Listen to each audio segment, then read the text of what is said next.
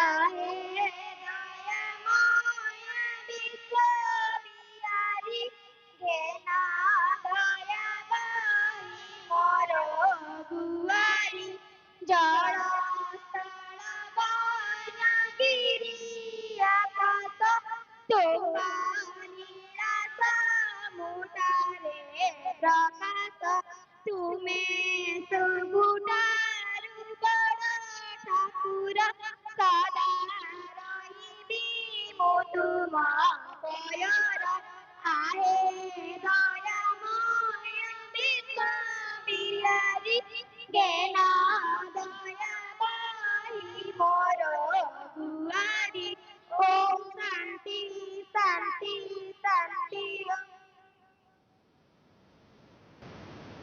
सुप्रभात पिलामाने आछा पिलामाने बसी जा आजी आमे तुमे माने तुम मानको किछि आध्यात्मिक कथा कहिबी तुमे माने समझते सुनिबा त आछा पिलामाने कहिला हमकु प्रथमे कथा कहिबार के सिखाइ छन्ती सार को कहिबी कोहले ना सार हमकु जे कथा कहिबार सिखाइ छन्ती से होचन्ती आम मा ठीक अछि पिलामाने आछा पिलामाने कहिला हमकु प्रथमे हाथ धरि बाट चलेबा के सिखाइ छन्ती कुह राजा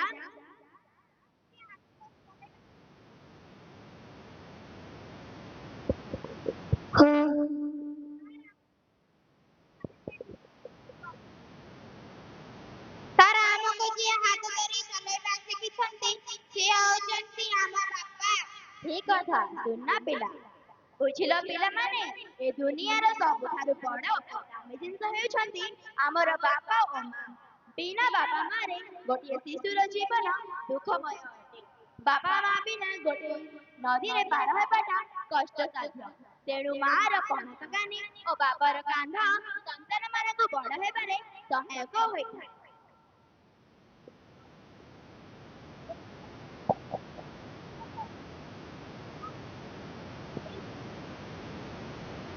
सर मानिले तो मां नहीं से कोने बंची परिबेनी से कोने बड़ हेबेनी माने एठाकु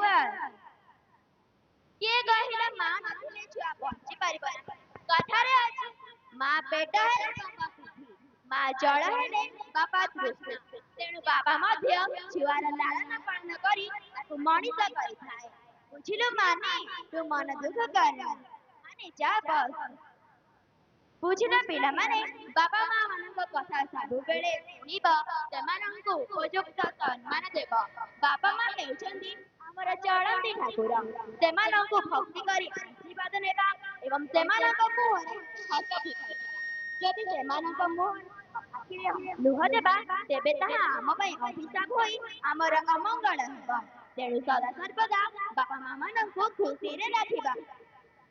सार मु आउ दुष्टा हेबिनी मो मां बाबाक कथा सुनिबी ठीक अछि पिला माने प्रतिदिन सकाळ बापा मां मानंकु प्रणाम करिब गुरुजन मानंकु उपयुक्त सम्मान देब ताहेले तुमे माने जणे उत्तम छात्र छात्री होई पारिब। सार आमे आउ कथा सुनी आमे जणे गुरुजनक कथा सुनिबु ठीक अछि पिला माने एबे तुमे माने तुम साहित्य बही बाहार कर आज आमे माने तुम साहित्य बहीर पद्य मां परी मोर किए से हेब पद्यटी पढ़ मु एबे गीतटी गाउछि तुमे माने सुन मां परी मोर किए से हेब मां परी मोर किए से हेब नाना गीत गाई खुआई देवा कोले धरिबा गेल करिबा मो आखिरे लुह जगेई आसिले काख परी मते हसेई देवा मां परी मोर किए से हेबा। पिला माने गीतटी बुझिला त हां सर बुझिला पिला माने वर्तमान समय होले अछि गीतटी को काली मुखस्थ करी जण जण करी गाई सुनाइब। हां सर आमे सुनिबु गुरुजी प्रणाम अछि पिला माने एबे तुमे जाई पार।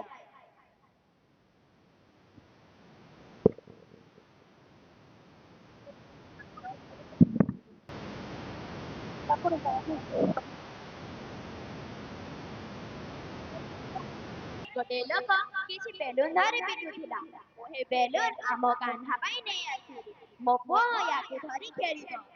ଛାଡ଼ ମ, ତୁମେ ଯାହା କହୁଛ ମୁଁ ନ ହସି ରହିପାରୁନି।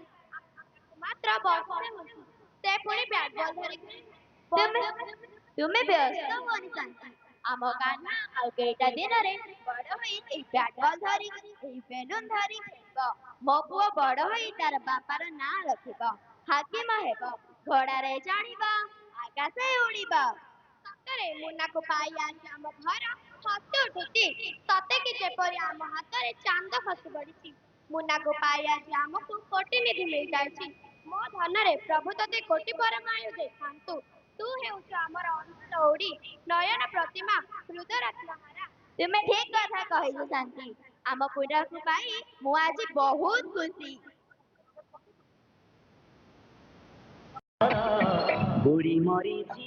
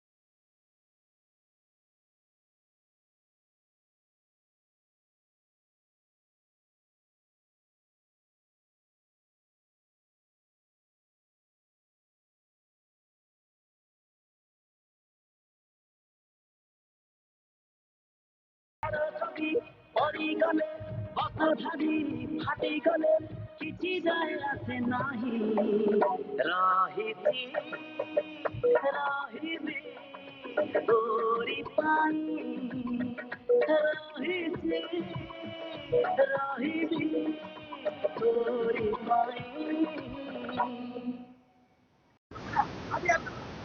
ବାବୁ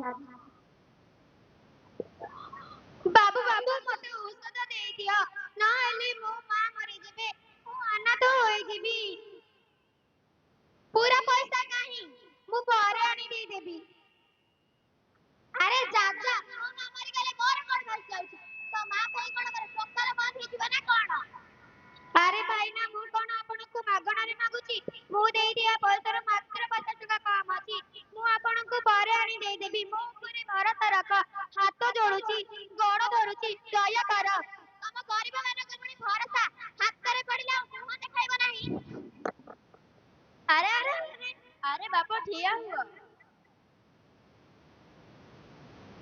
ଆରେ ଭାଇ ସେ ତୁମର କଣ କରିଛି ତୁମେ ତାକୁ ଧକ୍କା କାହିଁକି ମାରୁଛ ଆରେ ଆଜ୍ଞା ଆପଣ ଜାଣିନାହାନ୍ତି ଏହି ଗରିବ ମାନଙ୍କୁ ଏହିପରି ଛାଡ଼ଯାଏ ଆରେ ବାପା ତୁମେ କଣ ଭୁଲ କରିଛ ସେ ଭାଇ ତୁମକୁ କାହିଁକି ଧକ୍କା ମାରୁଛନ୍ତି ତୁମ ନାଁ କଣ ମୋ ନାମ ରାଜୁ ମୋ ମାର ଦେହ ବହୁତ ଖରାପ ଡାକ୍ତର ବାବୁ ଏହି ଔଷଧ କହିଛନ୍ତି ହେଲେ ଭାଇ ମାତ୍ର 50 ଟଙ୍କା କମ ଅଛି ବୋଲି ମତେ ଔଷଧ ଦେଉନାହାନ୍ତି ମୁଁ ଔଷଧ ନ ନେଲେ ମୋ ମା ମରିଯିବେ ମୋ ବାପା ନାହାନ୍ତି ଆରେ ଭାଇ ପିଲାଟି ଆଉ କେତେ ଟଙ୍କା ଦେବାକୁ ଅଛି ମାତ୍ର 50 ଟଙ୍କା ଏଇ ନିଅ 500 ଟଙ୍କା ତୁମର 50 ଟଙ୍କା କାଟି ଆଉ 450 ଟଙ୍କା ଫେରସ୍ତ କର ଏ ଟଙ୍କା ତୁ ନେଇଯା ବାପା ଘରକୁ ଯାଇ ଏ ଔଷଧ ମାଙ୍କୁ ଦେବୁ ବାକି ଟଙ୍କା ବି ନେଇଯା ତୋର କାମରେ ଆସିବ ଧନ୍ୟବାଦ ମଉସା ଆପଣଙ୍କର ଏ ଉପକାର ମୁଁ କେବେ ବି ଭୁଲିବି ନାହିଁ ମୁଁ ଦିନେ ନା ଦିନେ ତମ ଉପକାର ପରିଶୋଧ କରିବି ଠିକ ଅଛି ବାବୁ ଉଠ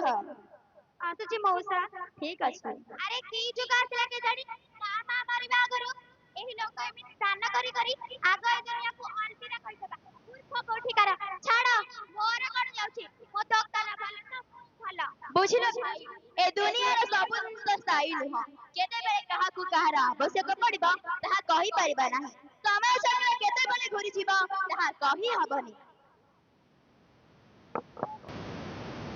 ଆରେ ମୁନା ବାପା ତୁମେ କେତେବେଳେ ଆସିଲ ଏମିତି ଘରକୁ ଅନ୍ଧାର କରି କାହିଁକି ବସିଛ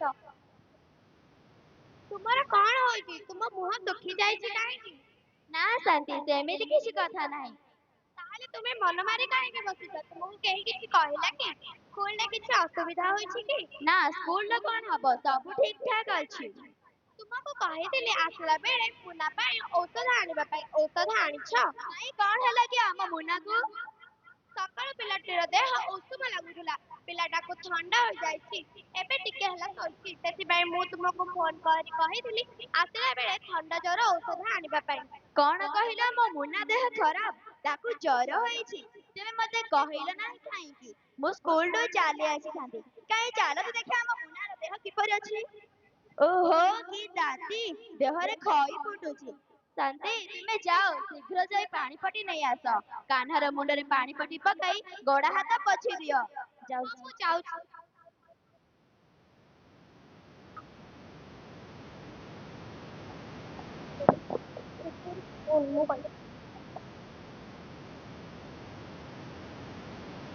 ହେ ମା ସଙ୍କଟ ତାରିଣୀ ମୋ ପୁଅକୁ ଭଲ କରିଦିଅ ମୋ ପୁଅକୁ ଘଣ୍ଟ ଘୋଡ଼ାଇ ରଖିଥାଅ ମୋ ପୁଅକୁ ଭଲ କରିଦିଅ ମୁଁ ତୁମକୁ ନଡ଼ିଆ ଭୋଗ ଦେବି କାନ୍ଦନା ବାପା କାନ୍ଦନା ମୋ ବାପାଟା ପରା କାନ୍ଦନା ଶୋଇପଡ଼ ଧନ ଶୋଇପଡ଼ ନା ବାପା ଆମେ କଣ କରିବା ମତେ ଭାରି ଡର ଲାଗୁଛି ମତେ କିଛି ବୁଦ୍ଧି ଦେଖାଯାଉ ନାହିଁ ତୁମେ ବ୍ୟସ୍ତ ହୁଅନି ଶାନ୍ତି ସକାଳ ହେଲେ ଆମେ ଆମ ମୁନାକୁ ନେଇ ଡାକ୍ତର ପାଖକୁ ନେଇଯିବା ତୁମେ ବ୍ୟସ୍ତ ହୁଅନି ମୁଁ ମୋ ମୁନାର କିଛି ହବାକୁ ଦେବିନି ଶାନ୍ତି ଚାଲ ଶାନ୍ତି ଆମେ ଡକ୍ଟର ପାଖକୁ ଯିବା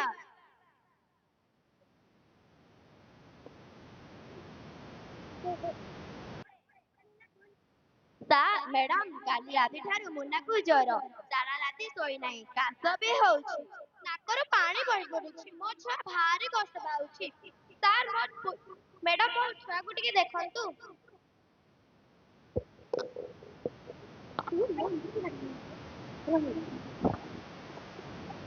ଆରେ ବ୍ୟସ୍ତ ହବାରେ ପୁରାପୁରି ଠିକ ଅଛି ଆପଣ ଆଉ 2 ଦିନ ଭିତରେ ଛୁଆ ଠିକ ହେଇଯିବ ମୁଁ ମେଡିସିନ ଲେଖି ଦଉଛି ଠିକ ସମୟରେ ଛୁଆକୁ ଔଷଧ ଦେଇଦବ ସାର୍ ମୋ ପୁଅ ଠିକ ହୋଇଯିବ ତ କିଛି ଭୟ ନାହିଁ ତ ନା ନା ବ୍ୟସ୍ତ ହବାର କିଛି ନାହିଁ ଦିନେ 2 ଦିନ ଭିତରେ ତୁମ ପୁଅ ଠିକ ହୋଇଯିବ ତାହେଲେ ଛୁଆକୁ କେବେ ନେଇକି ଆସିବୁ ମ୍ୟାଡାମ? ନା ନା ଆଉ ଆସିବା ଦରକାର ପଡିବନି। ସକାଳ ସନ୍ଧ୍ୟାରେ ଛୁଆକୁ ଔଷଧ ଦେବ, ଫୁଟା ପାଣି ପିଇବାକୁ ଦେବ, ସେ ଠିକ ହୋଇଯିବ। ତାହେଲେ ଆସୁଛି ମ୍ୟାଡାମ, ନମସ୍କାର।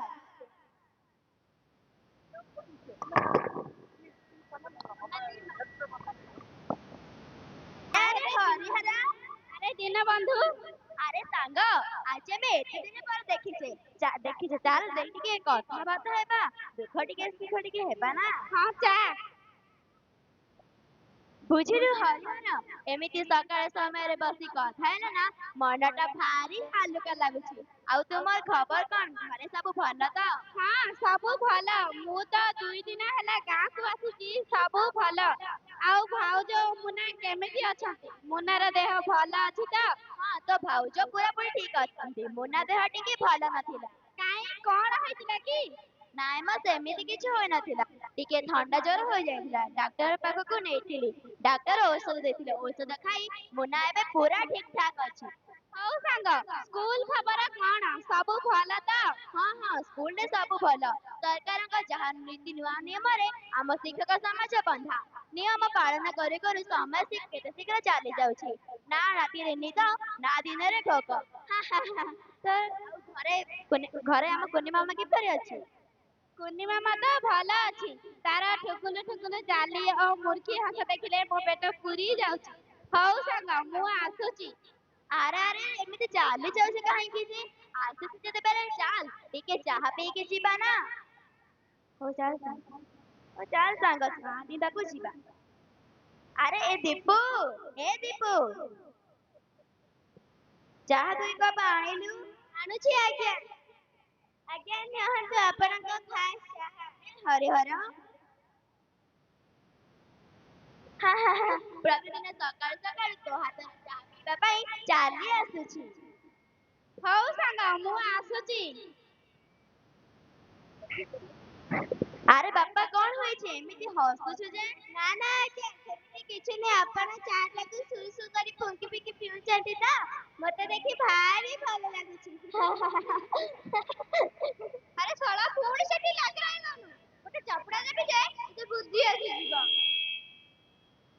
ଆରେ ଶୀଘ୍ର ଶୀଘ୍ର ହାତ ଚଲା, ତୋ ହାତରେ କଣ ମେହେନ୍ଦି ଲାଗିଛି କି? ତୁ ଧୀରେ ଧୀରେ କାମ କରୁଛୁ। ଆରେ ଭାଇ, ତୁମେ ଛୁଆଟିକୁ କାହିଁକି ଗାଳି ଦଉଛ? କଣ କହିଲ ମାନେ? ଛୁଆ? ଇଏ ଛୁଆ ନୁହେଁ। ଖାଇଲା ବେଳେ ତମ ଉପରେ ଚାଇ ଲୋକଙ୍କର ଆଢୁଆ ଫିରି ଦଉଛି, କାମ କଲା ବେଳେ ଛୁଆ। ତାକୁ ସକାଳୁ ସକାଳୁ 2 ବାଡ଼ି ବାଜିଗଲେ ଏ ଦିନର ଯାକ ଠିକ ଭାବରେ କାମ କରିବ, ନହେଲେ ଆମ ଭଳିଆ ଲୋକଙ୍କ ମୁଣ୍ଡରେ ବସି ନାଚିବ। ବାବୁ, ତୁମେ ୟା ପାଇଁ ବ୍ୟସ୍ତ ହୁଅନି, ମୁଁ ୟା ପାଇଁ ପୁରାପୁରି ଠିକ। ନା ନା, ମୁଁ ବ୍ୟସ୍ତ ହଉନି କି ତାକୁ ଦୟା ଦେଖାଉନାହିଁ। ତୁମେ ଏତେ ଛୋଟ ପିଲାଟିକୁ କାମ କରାଉଛ, ଏହା ଆଇନତଃ ଦଣ୍ଡନୀୟ। ଯଦି କୌଣସି ସମାଜ ସେବକ ପିଲାଟିକୁ ତୁମେ ମାରୁଥିବା ଦେଖିଦିଏ, ତାହେଲେ ତୁମକୁ କଠୋର ଦଣ୍ଡ ସ୍ୱରୂପ ଜେଲରେ ଭର୍ତ୍ତି କରି ଦିଆଯିବ। କାହାର ଏତେ ସାହସ ଅଛି ଯେ ମତେ ଜେଲରେ ପୁରେଇ ଦେବ? ମୁଁ କଣ ତା ଘରକୁ ଯାଇଥିଲି କି ତାକୁ ଡାକିବା ପାଇଁ? ତା ବାପା ମୋର ଗୋଡ଼ ହାତ ଧରି ତାକୁ ମୋ ପାଖରେ ଛାଡ଼ି ଯାଇଛନ୍ତି।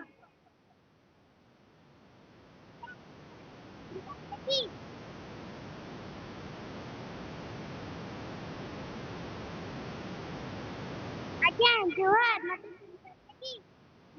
ହଁ ହଁ, ତମେ ସେଇ ତ ଆମ ଗ୍ରାମର। ହଁ ଆଜ୍ଞା, ଆପଣଙ୍କ ଦୟାରୁ ମୁଁ ମୋ ଜମି ଫେରି ପାଇଲି। କାରଣ ଆମ 2 ଭାଇ ଝଗଡ଼ାକୁ ଆପଣ ଛିଣ୍ଡାଇ ଜମି ଭାଗ ବାଣ୍ଟିଥିଲ। ସେଇ ଜମିରେ ଚାଷ କରି ମୁଁ ମୋ ପରିବାର ଧରି ଶାନ୍ତିରେ ଚାଲୁଛି। ଆଉ ତୁମର ଭାଇ? କଣ କହିବେ ଆଜ୍ଞା, ବାପା ସମ୍ପତ୍ତିକୁ ବିକ୍ରି କରି ସହର ଚାଲିଗଲା। ସେଠି ଏବେ ରିକ୍ସା ଚଲାଉଛି। ହେ ପ୍ରଭୁ, ଏ ଦେଶର ଅବସ୍ଥା କଣ ହବ? ନିଜର ପିତୃପୁରୁଷଙ୍କ ଜମିକୁ ବିକ୍ରି କରି ରିକ୍ସା ଚଲେଇବା ପାଇଁ ଲୋକମାନେ ସହରାଭିମୁଖୀ ହେଉଛନ୍ତି। ଯଦି ଏପରି ହୁଏ, ତାହେଲେ ଆମ ଦେଶର ଭବିଷ୍ୟତ ଅନ୍ଧକାରମୟ ହୋଇଯିବ। ଆଜ୍ଞା, ଆଉ ଗୋଟେ ଚାହା ଦେବେ କି? ହଁ ହଁ, ଆଉ 2 କପ୍ ଚା। ରେ ଦୀପୁ, ମାଷ୍ଟରଙ୍କ ପାଇଁ 2 କପ୍ ଚା ଆଣି ତ। ଆଣୁଛି ଆଜ୍ଞା। ଆଜ୍ଞା ନିଅନ୍ତୁ ଆପଣଙ୍କ ଆଉ 2 କପ୍ ଚାହା। ଏଇ ନିଅ ରାମ। ଆଜ୍ଞା ଜୁହାର, ନିଅନ୍ତୁ ଆପଣଙ୍କ ପେପର। ଦେ ଭାଇ, ଏତେ ଡେରିରେ ପେପର ଆଣୁଛୁ ଯେ। ଆଜ୍ଞା, ମୁଁ କଣ କରିବି? ମୁଁ କଣ ପେପର ଛପେଇକି ବାଣ୍ଟିବି ନା କଣ? ପେପର ଗାଡି ତ ଡେରି ଆସିଲା, ମୁଁ ଆଉ କଣ କରିଥାନ୍ତି? ହଁ, ପୁରା ଦେଶର ଅବସ୍ଥା ଖରାପ।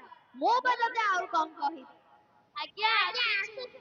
ହଁ ହଁ, ଆରେ ଶଳା ପୁଣି ସେଠି ଟ୍ୟାଗ ରହିଗଲୁ ଗୋଟେ ଚାପୁଡ଼ା ଦେବି ଯେ ତତେ ବୁଦ୍ଧି ଆସିଯିବ। ଆରେ ଭାଇ ତୁମେ ଯଦି ପିଲାଟିକୁ ଏମିତି ସବୁବେଳେ ବିରକ୍ତି ହେବ ତାହେଲେ ସେ ମୋ ସହ ଚାଲିଯିବ। ଆଜ୍ଞା ଯଦି ଚାଲିଯିବ ଗ୍ରହ ଯିବ ଏମିତି 36 ଆସିବେ 36 ଯିବେ ମୋ ଟିକିଏ ବି ଡର ନାହିଁ। ହଉ ମୋର ଏବେ ସ୍କୁଲ ଟାଇମ୍ ହୋଇଯାଉଛି ମୁଁ ଏବେ ଆସୁଛି। ହଉ ଆଜ୍ଞା ଜୁହାର। ଠିକ୍ ଅଛି।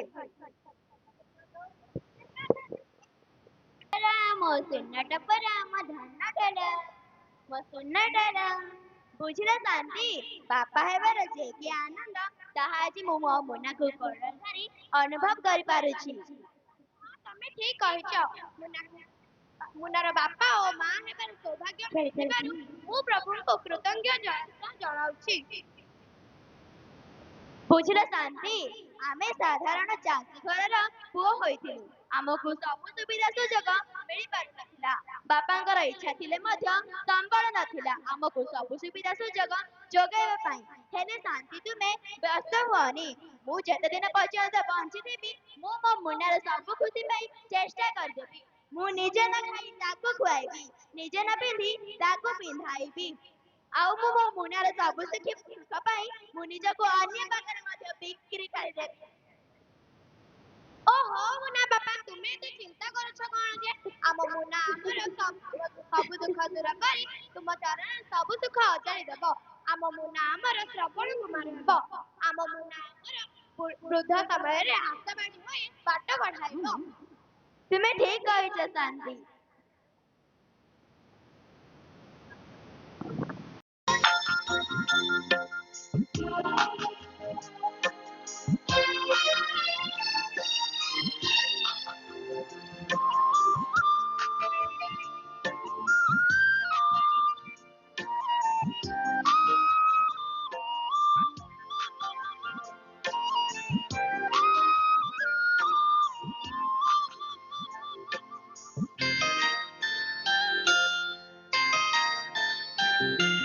ঝরে দিন যারে যা আরে সঞ্জ তুয়া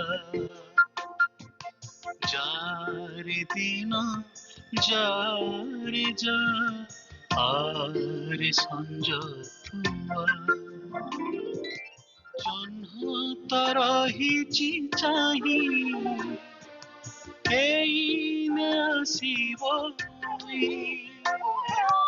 কুনি ওঠরে গুণীরে হস ফুল চুনা চুনা রুঙ্কু ঝুমানা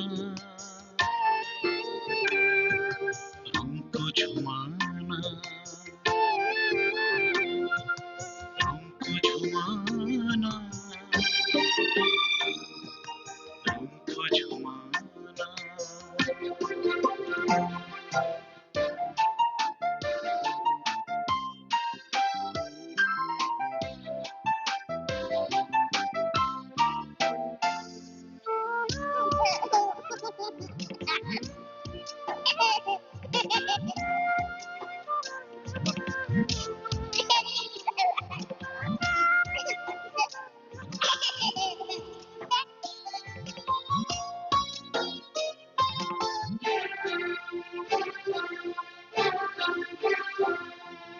পবন এই পবন বহে তো পাই ধীরে ধীরে ডাকুচি হাত ঠারিরে ঝুলিবু ମୋ ଝୁଲଣାରେ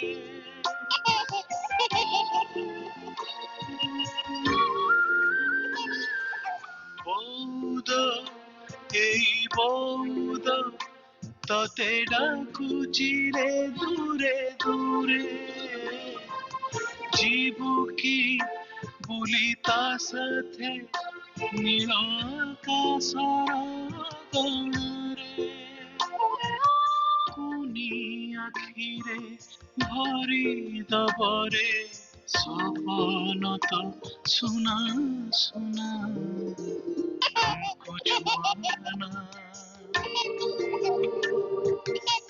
কুছুমানা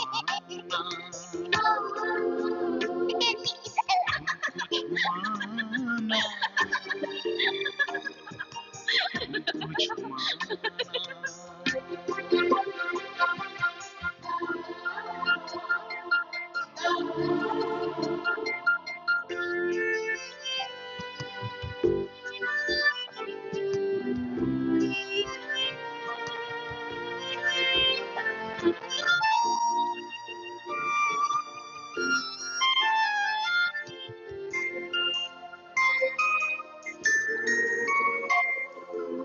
বন্ধন এই বন্ধন লাগে সতে গলা জনমর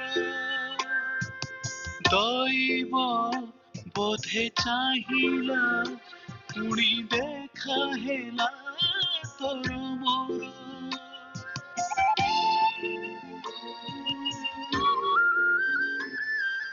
জীবনে এই জীবনে ସବୁ ପାଇଛି ରେ ତତେ ପାଇ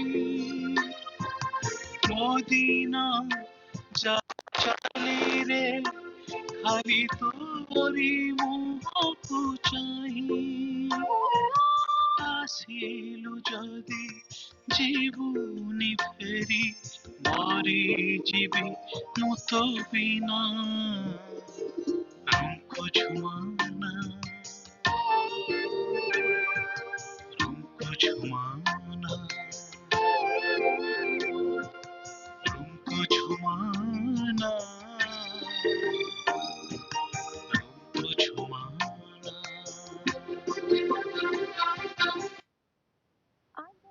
चलो स्कूल को जीवा। अरे नाई बे स्कूल को जीवानी आज। चल आज मस्ती करिवा। आज स्कूल फुल सब बार। चल रे। ए डीजे वाला डीजे बजा।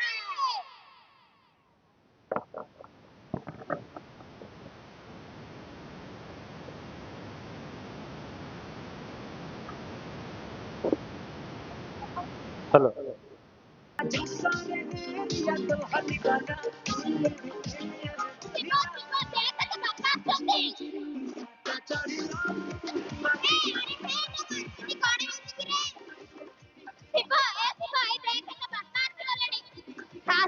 कोई पर्व नहीं चल नाचो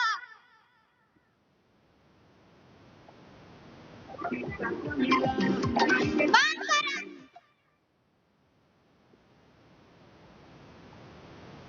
अरे शिवा एठी कोण आउची तू स्कूल ना जाई एठी की पाला लगाइछु एठी की पाला लगाइछु तू कोण कहिलो बापा आसु कोई परवा नहीं तमे तीनटा बाळका एकाठी एठी की प्रहसन चलाइछ अरे शिवा ए दुटा सागरी मिति कोण तो फाजिलामी करूछु देखा ए एंडू फळा देखा ए टका को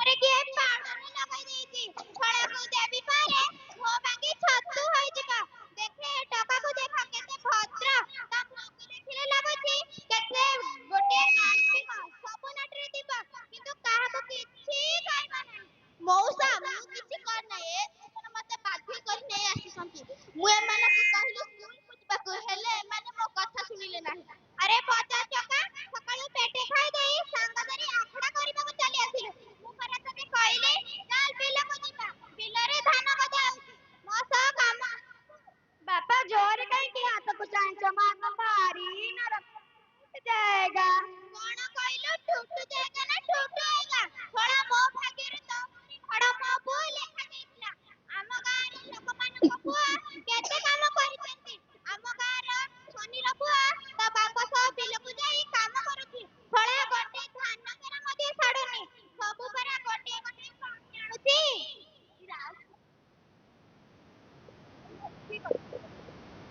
मौसा आमे तो सब पिल्ला लोक आमे कोन काम करिबु जे आम काम हेले पाठ पढिबा आमे कोन काम करिबु जे हां बाबा हम खाली काम हम बच्चे लोग मर जाएंगे एकदम चुप बेसी কথা कहते फळा कोई देबी पारे बापा नाटा कहबा भूली दिबो आपन मालूम है सीताराम गोचायत ए फाजी सका सेती जाओ काम धंदे तो किछि नै खाली बड़ पवन छाड़ ओ नो पिताजी काल रात्रे बो मूला पण खाइबा को देइतिला सेति बेंती पवन होछि अरे हे मूर्ख मु से भवन कथा कहनी तू जो बड़ बड़ कथा कहू ताकू कहूची मौसा हमें तो पाठ पढिबा पिला पाठ छडा कोन अछि जे हम केउ काम करिबु कोन कहिला काम नै कोन कहिला काम नै बापा को काम रे सहाय्य करिबा गछ लगाइबा घर सजाइबा हाट बाजार जाई सौदा आनिबा ए सब तो किछि नै नडी ए सब तो किछि नै स्कूल तो जाउछ कि नै नडिया तो के डांस करूछ मौसा हमें सब गां पर जत्रे जाउ तो सेति पे हमें डांस प्रैक्टिस करछु न हले बाहागर जकरे तळ साई पिलंग में हरेबो केमिति जे अरे तुमको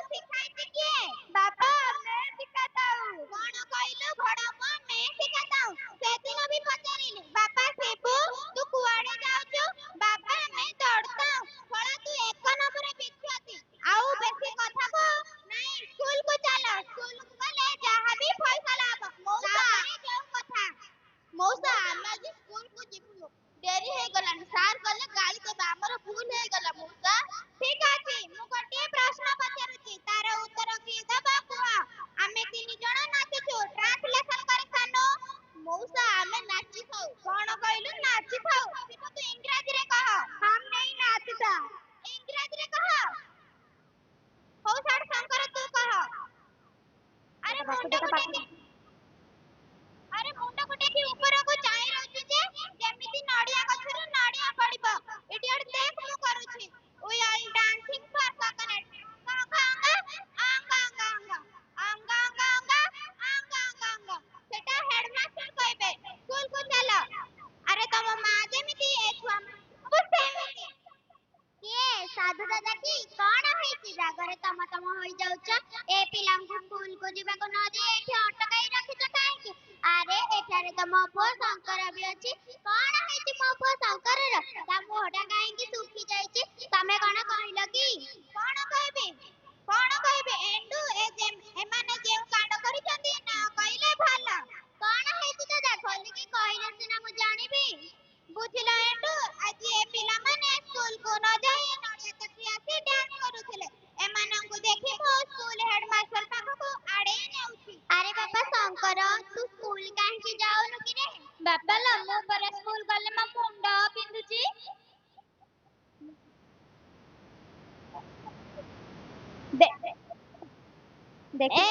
ଦେଖିଲୁ ଏଣ୍ଡୁ ମୋ ପୁଅ ଏ ଛଳାଟା କେମିତି ଦାନ୍ତ ନିକଡ଼ଉଛି। ଛଳାକୁ ଦେବି ପାହାରେ ଛଳାକୁ ଦେବି ପାହାରେ ମୋ ବାଗି ଛତୁ ହେଇଯିବ। ଏଣ୍ଡୁ ଦେଖେ ମୋ ପୁଅର ଚୁଟିକୁ ଦେଖେ କେମିତି ଷ୍ଟାଇଲରେ କାଟିଛି।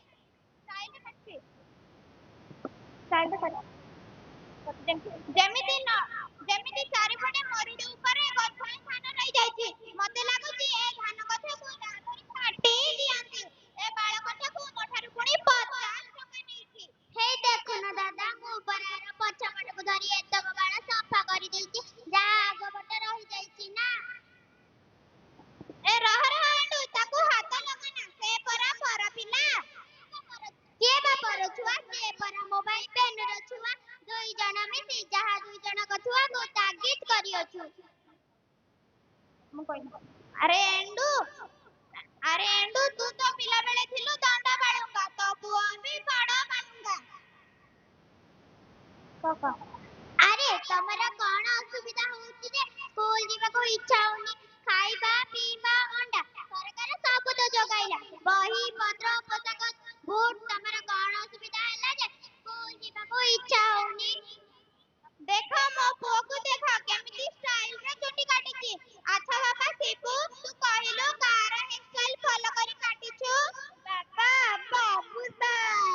କଣ କହିଲୁ ଘୋଡ଼ାମୁହାଁ? ବାବୁସାନ। ଛଳାକୁ ଆଜି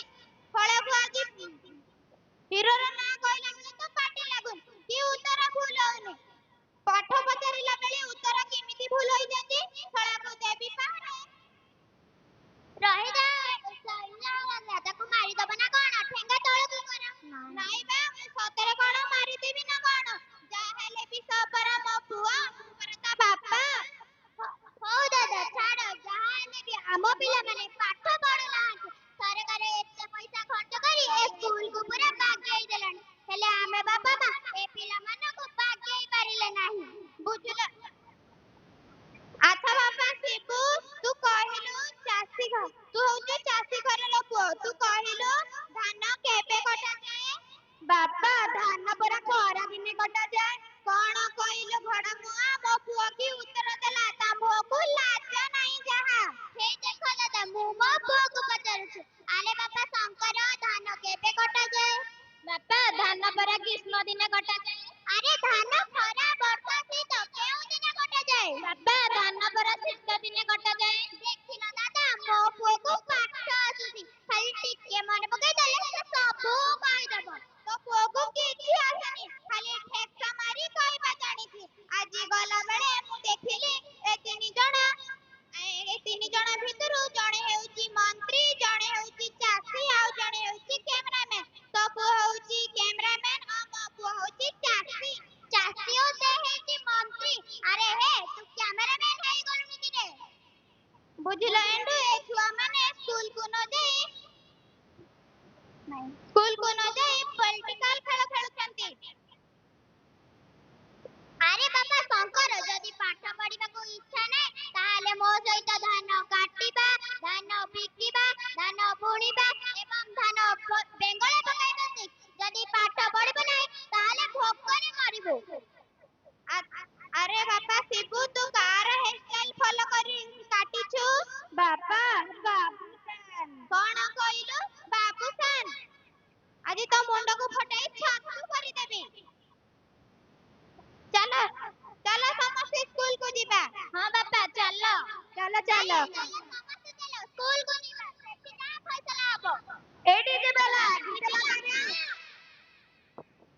नाचिबु आजी आमे देखिबा मजा धरिबो मठी आउ भांगिबो ताजा आजी को राती पाई आमे राजा तुमके की तेली पाई द बजा रोड़ा हो पापा तू नहीं जमा चिना किसी मिटे सिरा उड़ीला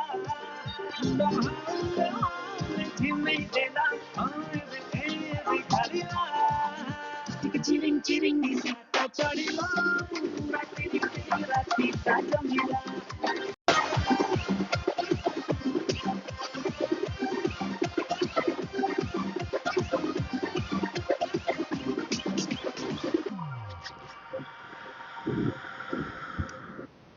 ને ମୋ ପାଇଁ ଖାଇବା ବାଢ ମୋର ସ୍କୁଲ ଟାଇମ ହୋଇଯାଉଛି ଯେ ହଁ ମୁଁ ଏଇ ସାଙ୍ଗେ ସାଙ୍ଗେ ବାଢି ଦେଉଛି ତୁମେ ଡାଇନିଂ ଉପରେ ବସ ମୁଁ ତୁମ ପାଇଁ ଖାଇବା ଆଣୁଛି ଠିକ ଅଛି ଶାନ୍ତି।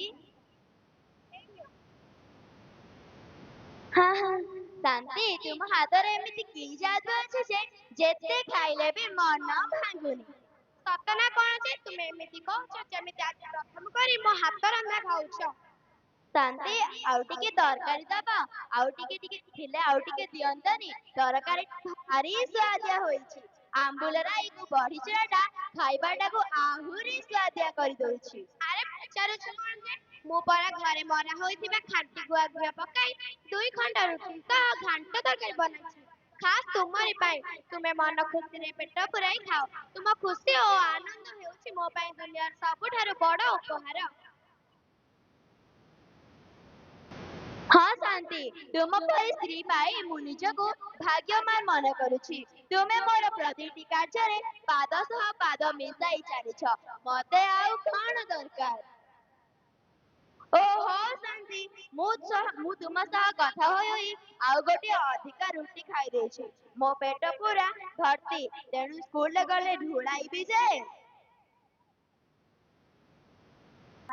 କାହ୍ନା ଟିଉସନରେ ଆସିଲେ ତାକୁ କହିବା ମୋର ସ୍କୁଲରେ ପୋଷାକ ବିତରଣ ଉତ୍ସବ ଅଛି ତେଣୁ ମତେ ଟିକେ ଆଗରୁ ଯିବାକୁ ପଡିଲା। ହେଇ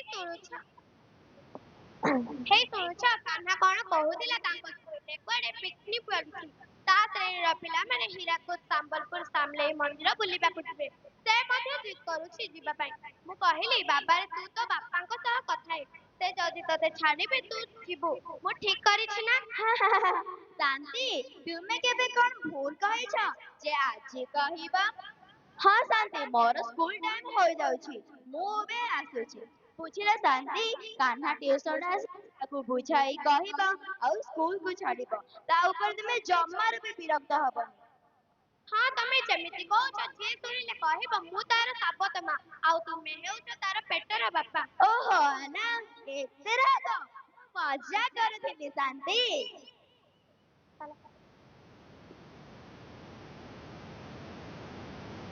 ମୁଁ ଆସୁଛି ଶାନ୍ତି। ବାଏ ଶାନ୍ତି ମୁଁ ଆସୁଛି ଏବେ। କୁଆଡେ ଗଲ ଯେ ତୁମେ? ହଁ ଆସୁଛି କଣ ହେଲା କି ଏତେ ଜୋରରେ ଚିଲ୍ଲାଉଥିଲୁ ଯେ ମୁଁ ପରା ତୁ ଗାଧୋଇବୁ ବୋଲି ଗରମ ପାଣି ଗାଧୁଆ ଘରେ ରଖୁଥିଲି। ବୋଉ ତୁମେ ମୋ ପିକନିକ ଯିବା କଥା ବାପାଙ୍କୁ କହିଲଣି ତ? ହଁ ମୁଁ ତ ବାପାଙ୍କୁ କହିଦେଇଛି ସେ ଆସିବେ ସନ୍ଧ୍ୟାରେ ଆସିଲା ବେଳେ ତୋ ସହ କଥା ହେବେ ଯାହା କହିବେ ଚିନ୍ତା କରି କହିବେ। ନା ନା ବୋଉ ସେ ଚିନ୍ତା ଫିନ୍ତା ଆଉ ନାହିଁ ଏ ବର୍ଷ ମୋର ସ୍କୁଲରେ ଶେଷ ବର୍ଷ ଆମେ 10ମ ଶ୍ରେଣୀ ପିଲାମାନେ ପିକନିକ ଯିବାକୁ ସ୍ଥିର କରିଛୁ ମୋ ନାଁ ମଧ୍ୟ ଦେଇସାରିଛି ତେଣୁକରି ମୁଁ ଯେମିତି ହେଲେ ମଧ୍ୟ ଯିବି ମୋର କାହା କଥା ଶୁଣିବାର ନାହିଁ। କାହ୍ନା ତୁ ଏମିତି କଣ କହୁଛୁ ତୋ ବାପା ଶୁଣିଲେ ଦୁଃଖୀ ହେବେ ତୁ ତ ବାପାଙ୍କ ବିନା ଅନୁମତି ତୋ ନାମ କିପରି ଦେଇଦେଲୁ? ତୁମେ ଆଚ୍ଛା କଥା କହୁଛ ବୋଉ ସ୍କୁଲରେ ଯାହା ହବ ମୁଁ କଣ ବାପାଙ୍କୁ ପଚାରିବି ନା କଣ? ମୁଁ 10ମ ଶ୍ରେଣୀରେ ପଢିଲିଣି ମୁଁ କଣ ମୋ ନିଜ ବିଷୟରେ ନିଷ୍ପତ୍ତି ନେଇପାରିବି ନା କଣ? ହଉ ତୁ ଚାଲ ଶୀଘ୍ର ସ୍କୁଲ ଯିବୁ ନହେଲେ ପୁଣି ଡେରି ହୋଇଯିବ ତୁ ଯା ତୋ ବହି ସଜାଡିଦେ ମୁଁ ତୋ ପାଇଁ ଖାଇବା ଆଣି ଦେଉଛି।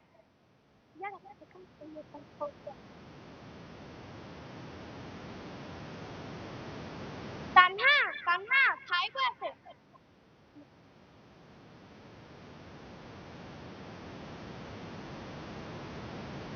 छी ବୋଉ ଏଇଟା କି ଖାଇବା ବନେଇଛ ଏଗୁଡା କଣ ମଣିଷ ଖାଇବା ମୁଁ କେବେ ବି ଟିକେ ଶାନ୍ତିରେ ଖାଇପାରୁନି।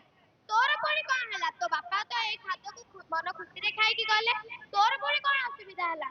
ବୋଉ କଣ କହିଲ ଅସୁବିଧା କାହିଁ ତୁମେ କୁହ ତ ଏଥିରେ କଣ ସବୁ ସୁବିଧା ଅଛି? ଗାଈ ଘରୁ ଖାଇଲା ଭଳି ସିଧା ସାଧା, ନା ମାଛ ନା ମାଂସ। କଣ କରିଛନ୍ତି ନା ଆମ୍ବୁଲ ରାଇକୁ ଘାଣ୍ଟ ତରକାରୀ। ଏଗୁଡା କଣ ମଣିଷ ଖାଇବା? ସେମିତି କହନା ରେ ବାପା, ମହାଲକ୍ଷ୍ମୀ ମା ରାଗିବେ। ତୋ ବାପା ପରା କୁହନ୍ତି ଯୋଉଦିନ ଯାହା ମିଳିବ ତାକୁ ଅମୃତ ଭାବି ଶ୍ରଦ୍ଧାରେ ଖାଇବା ଉଚିତ। ଖାଦ୍ୟକୁ କେବେ ହେଲେ ଅପମାନ କି ଅନାଦର କରିବା ଠିକ ନୁହଁ। ହଉ ହଉ, ସେତିକି ଥାଉ, ମତେ ଆଉ ଉପଦେଶ ଦିଅ ନାହିଁ। ବାପାଙ୍କୁ ତ ଯେତେବେଳେ ଦେଖ ସେଇ ପ୍ରବଚନ। ମୁଁ ଆଜି ନ ଖାଇ ସ୍କୁଲ ଯିବି। ରାଗ ନା ମଦନ, ମୁଁ ତୋ ପାଇଁ ଆମଲେଟ କରିଦଉଛି, ତୁ ଆସେ ଖାଇବୁ। ତୋ ବାପା ରାତିରେ ଆସିଲା ବେଳେ ଚିକେନ ଆଣିଥିବେ, ମୁଁ ତୋ ପାଇଁ ପକୋଡା କରିଦେବି, ତୁ ବସେ ଖାଇବୁ।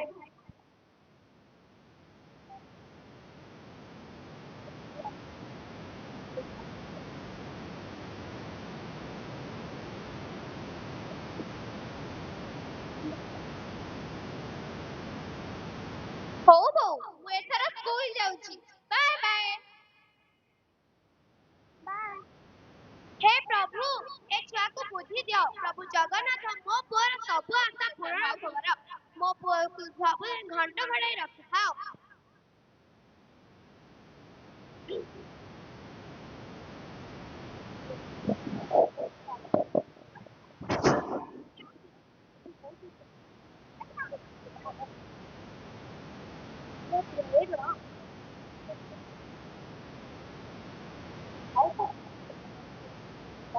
ବାପା, ବାପା।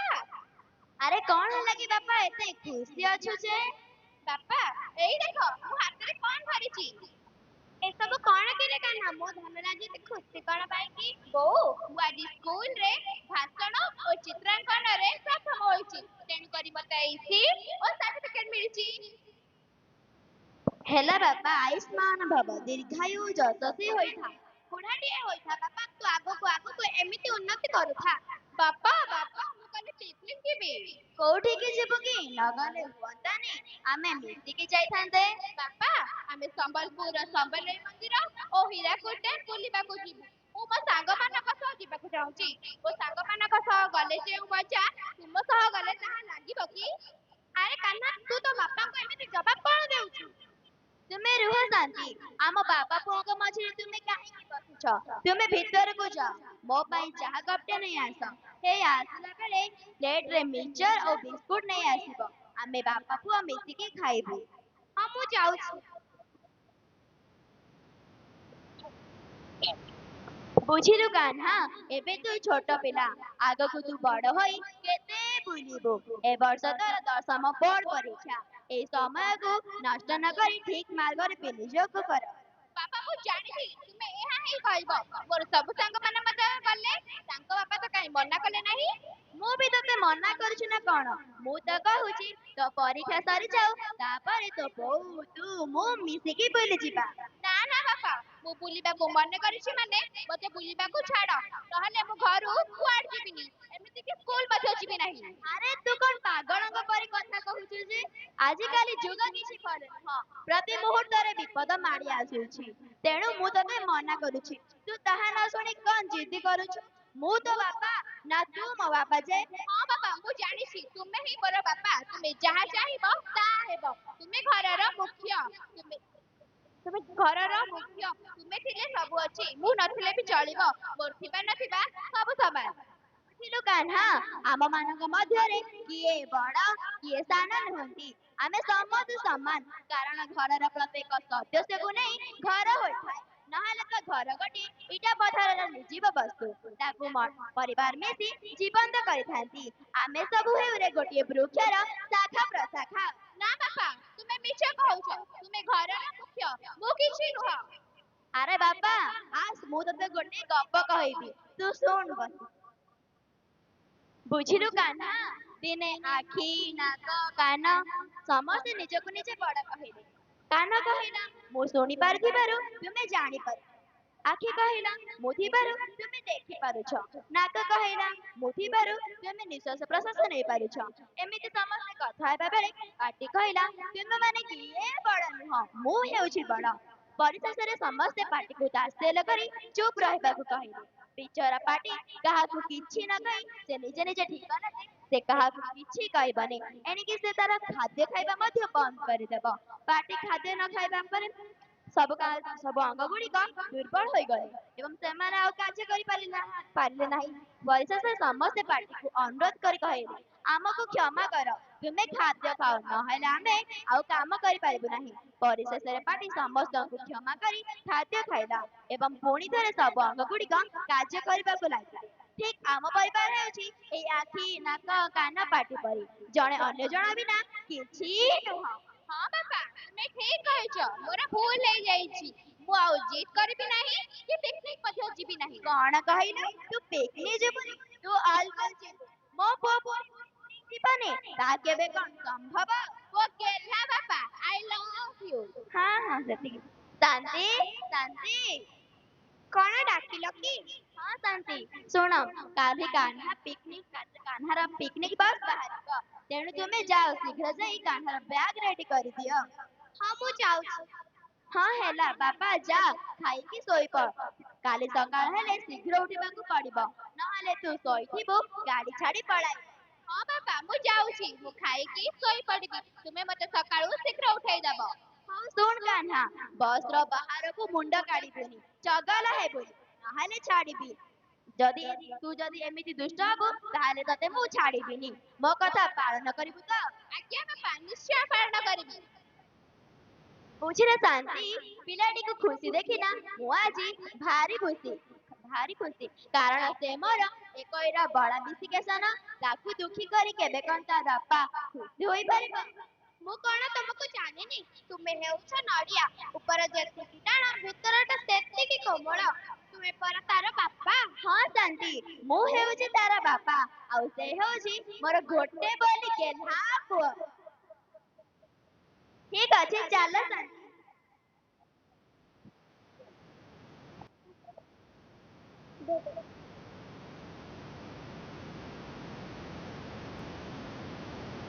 ସମୟ କେତେ ଶୀଘ୍ର ଚାଲିଗଲା। ଯେଉଁ କାହ୍ନାକୁ ତୁମେ କୋଳରେ ବସାଇ ଖୁଆଉଥିଲ ଆଉ ମୁଁ କାନ୍ଧରେ ବସାଇ ବୁଲାଉଥିଲି, ସେ କାହ୍ନା ଆଜି ଗୋଟିଏ ବଡ ଇଞ୍ଜିନିୟର ହୋଇଯାଇଛି। ସେ ଗୋଟିଏ ବଡ କମ୍ପାନୀରେ କାମ କରୁଛି। ତୁମେ ଜାଣିଛ ଶାନ୍ତି, ଆମ ପୁଅର ବର୍ଷକୁ ପରା 15 ଲକ୍ଷ ପ୍ୟାକେଜ। ମୁଁ ଆଜି ବହୁତ ଖୁସି, କାରଣ ମୋ ପୁଅ ନିଜ ଗୋଡରେ ଠିଆ ହୋଇଯାଇଛି। ହଁ, ତମେ ଠିକ କହିଛ। ଆଜି ଆମର ଆଶା ଆଜି ପୂରଣ ହୋଇଛି। ପ୍ରଭୁ ଆମର ଡାକ ଶୁଣିଛନ୍ତି। ତୁମର ଏଥର ସବୁ ଦୁଃଖ ଦୂର ହୋଇଗଲା। ତୁମେ ଏଥର ଆଉ ଚିନ୍ତା କରିବନି। ତୁମ ଚିନ୍ତା ପରା ତୁମ ପୁଅ ଦୂର କରିବାକୁ ବାହାରି ପଡ଼ିଛି। ତୁମେ ଏଥର ଆରାମ କରିବ, ଆଉ ତୁମ ପୁଅ ତୁମ ସବୁ ଦାୟିତ୍ୱରୁ ମୁକ୍ତ କରିଦେବ। ହଁ ଶାନ୍ତି, ମୁଁ ଆଜି ଚିନ୍ତା ଶୂନ୍ୟ ହୋଇଯାଇଛି, କାହିଁକି ନା ମୋ ପୁଅ ନିଜ ଗୋଡରେ ଠିଆ ହୋଇଯାଇଛି। ତୁମେ ଆଉ ଖାଲି ଚିନ୍ତା ନୁହଁ, ତୁମେ ଏବେ ଦାୟିତ୍ୱରୁ ବି ମୁକ୍ତ ହୋଇଯିବ। ତୁମକୁ ଆଉ ଏବେ ଧାଇଁବାକୁ ପଡ଼ିବ ନାହିଁ। ହଁ ଶାନ୍ତି, ଆଉ କେଇଟା ଦିନ ପରେ ମୁଁ ଚାକିରିରୁ ଅବସର ନେବି। ତାପରେ ମୁଁ ଆମ ଘରକୁ କିପରି ଚଳାଇବି ତାହା ଭାବୁଛି। ଆରେ ତୁମର ପୁଣି କେଉଁ ଚିନ୍ତା ଯେ? ଏଥର ବର୍ତ୍ତମାନ ଠାରୁ ଘର ଚଳାଇବା ଦାୟିତ୍ୱ ଆମ କାନ୍ଧର। ସେ ଥାଉ, ଆମର ବା କଣ ଚିନ୍ତା ଯେ? ଏଥର ଆମେ ତୀର୍ଥବ୍ରତ କରି 4 ଧାମ ବୁଲିବା। କିନ୍ତୁ ଶାନ୍ତି, ମୋ ମୁଣ୍ଡରେ ଗୋଟିଏ ବଡ ଦାୟିତ୍ୱଟି ରହିଯାଇଛି। ତାକୁ ପୁରା କରିଦେଲା ପରେ ନା ମୋର ସବୁ କାମ ସରିଲା। ତାପରେ ତ ତୁମକୁ ନେଇ ମୁଁ ଖାଲି 4 ଧାମ ବୁଲିବି। ତୁମର ପୁଣି ଆଉ କେଉଁ ଦାୟିତ୍ୱ ରହିଗଲା ଯେ? କଣ ବୁଝିପାରୁନది ଶାନ୍ତି? ଆରେ ଆମ କାହ୍ନାର ବାହାଘର। ଆମ କାହ୍ନାର ହାତକୁ 2 ହାତ କରିଦେଲେ ଆମର ସବୁ କାମ ସରିଲା। ଆମ କାହ୍ନା ପାଇଁ ଗୋଟେ ସୁନା ନାକି ବୋହୂ ଆଣିଦେଲେ ମୋର ସବୁ ଆଶା ପୂରଣ ହେଇଯିବ। ବୁଝିଲ କାହ୍ନା ବାପା, ବୋହୂ ରାନ୍ଧଣ ଖାଇବାକୁ ଭାରି ମନ। ତୁମକୁ କଣ ଆଉ ଏ ଶାନ୍ତି ହାତ ରନ୍ଧା ଭଲ ଲାଗିବ କି? ହଁ ଶାନ୍ତି, ତୁମେ ଠିକ କହିଛ। ମୁଁ ଆଉ ତୁମ ହାତ ରନ୍ଧାକୁ ଚାହିଁ ବସିବିନି, କାରଣ ମୋ ବୋହୂ ହାତ ରନ୍ଧା ପରା ଅମୃତ ଭଳି। ତୁମ ହାତ ରନ୍ଧାକୁ ଆଉ କିଏ ପଚାରେ? ହଉ ହେଲା ବାପା, ଆଉ ବେଶୀ ସ୍ୱପ୍ନ ଦେଖ ନାହିଁ, ନହେଲେ ସ୍ୱପ୍ନ ସ୍ୱପ୍ନରେ ରହିଯିବ, କେବେ ସତ ହେବ ନାହିଁ। କଣ ମୋ କଥା ଶୁଣି ରାଗ ଲାଗିଲା କି? ତୁମେ ମୋ ବୋହୂ ଉପରେ ଜଳୁଛ କି? ବାପା, ମୁଁ କାହିଁକି ତୁମ ବୋହୂ ଉପରେ ଜଳିବି ଯେ? ତୁମ ବୋହୂ ତୁମର ସେବା କରୁ, ମୋର କଣ ଅସୁବିଧା? ମୋର ବି ପୁଅ ଅଛି, ସେ ମତେ ଗୋଡ ମୋଡିଦେବ, ତା ଗାଡିରେ ବସାଇ ବଜାର ବୁଲେଇ ନବ, ମୋର ସବୁ କଥା ବୁଝିବ। ବୁଝିଲେ ଶାନ୍ତି, ତୁମେ ହେଉଛ ମୋର ସ୍ତ୍ରୀ, ଆଉ ବୋହୂ ହେଉଛି ମୋର ବୋହୂମା। ତେଣୁ ସେ ମୋର ମା, ଆଉ ଆମେ ସବୁ ହେଉଛୁ ତାର ସନ୍ତାନ। ସତରେ ପ୍ରଭୁ ଆମର ଡାକ ଶୁଣନ୍ତୁ। କାହ୍ନାକୁ ଯେପରି ଶାନ୍ତଶିଷ୍ଟ ସରଳ ଝିଅଟିଏ ମିଳୁ। ହଁ ଶାନ୍ତି, ତୁମର ଆଶା ନିଶ୍ଚୟ ପୂରଣ ହବ। ତୁମକୁ ଗୋଟିଏ ସୁନା ନାକି ବୋହୂ ମିଳିବ। ସେ ତୁମକୁ ନିଜ ମା ଠାରୁ ଅଧିକ ସ୍ନେହ ଓ ଭକ୍ତି କରିବ। ତୁମକୁ ତୁମକୁ ତୁମର ଅଧିକ ସେବା କରିବ। ତୁମର ଗୋଡ଼ ମୋଡ଼ିଦେବ, ତୁମର ପାଦରେ ଅଳତା ଆଉ ହାତରେ ନେଲ୍ ପଲିସ୍ ଲଗାଇଦେବ। ହଉ ହେଲା, ସେତିକି ଥାଉ, ଆଉ ବେଶୀ ଆଶା କର ନାହିଁ। ହଁ ଶାନ୍ତି, କାଲି ଆମ କାହ୍ନା ଭୁବନେଶ୍ୱରରୁ ଗାଁକୁ ଆସୁଛି। ସେ କାଲି ଆସିଲେ ମୁଁ ତାକୁ ବାହାଘର ବିଷୟରେ କହି ପ୍ରସ୍ତାବଟା ପକ୍କା କରିଦେବ। କଣ କହିଲ? ସେ କାଲି ଘରକୁ ଫେରୁଛି? ତୁମେ ମତେ ଏତେ ସମୟ ହେଲାଣି କହିନ ଯେ? ତୁମେ ସବୁବେଳେ ଏମିତି କଥା ଭୁଲି ଯାଅ। ଆରେ ଶାନ୍ତି, ତୁମେ ଏତେ ବ୍ୟସ୍ତ କାହିଁକି ହେଉଛ ଯେ? ଯେମିତି କଣ ଗୋଟେ ବଡ଼ ଅସୁବିଧା ହୋଇଗଲା। ଆଗରୁ ଜାଣିଲେ ଆଉ ଅଧିକାଟା କଣ କରିଦେଇ। କଣ କହିଲ? ଆଗରୁ ଜାଣିଲେ କଣ କରିଥାନ୍ତି? ମୁଁ ତା ପାଇଁ ମନ ପସନ୍ଦର ଖାଇବା ରାନ୍ଧିଥାନ୍ତି। ଆରେ ଶାନ୍ତି, ତୁମକୁ କଣ ଦରକାର କୁହ, ମୁଁ ତୁମ ପାଖରେ ସବୁ ଆଣି ରଖିଦେବି। କୁହ ଶାନ୍ତି, କୁହ। ହଉ କହୁଛି ଶୁଣ। କାଲି ସକାଳୁ ଯାଇ ବଜାରକୁ ଯାଇ ଚୁନା ମାଛ ଆଣିବ, ମୁଁ ତାକୁ ଖାରିଆ କରି ତାୱା ଭଜା କରିବି। ଖାସି ମାଂସ ଆଣିଥିବ, ମୁଁ ତାକୁ କଷା କରିବି। ଛତୁ ଆଣିଥିବ, ମୁଁ ତାକୁ ପକୋଡା କରିବି। ଆସିଲା ବେଳେ ମାଧବ ଦୋକାନରୁ ଛେନା ପୋଡି ଆଣିଥିବ, ମୁଁ ତାକୁ କାହ୍ନା ଖାଇସାରିଲା ପରେ ମିଠା ଖାଇବାକୁ ଭଲ ପାଏ। ହଁ ଶାନ୍ତି, ତୁମ ସେତିକି ଥାଉ।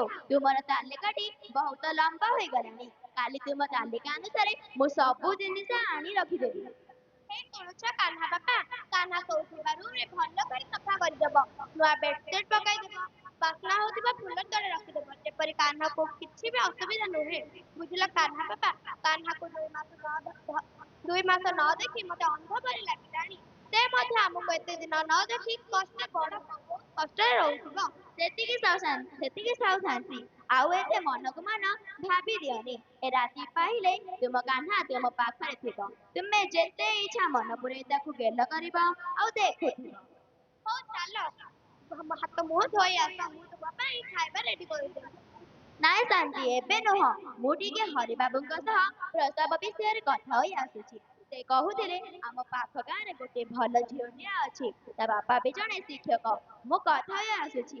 କାଲି କାହ୍ନା ଆସିଲେ ତାକୁ ବାହାଘର ବିଷୟରେ କହି ପ୍ରସ୍ତାବଟା ପକ୍କା କରିଦେବା। ତାହେଲେ ମୁଁ ଏବେ ଆସୁଛି। ହଉ ତୁମେ ଯାଅ, ମୁଁ ତୁମ ପାଇଁ ଅପେକ୍ଷା କରୁଛି। ଆସିଲେ ଦୁହେଁ ମିଶିକି ଖାଇବା। ଠିକ ଅଛି।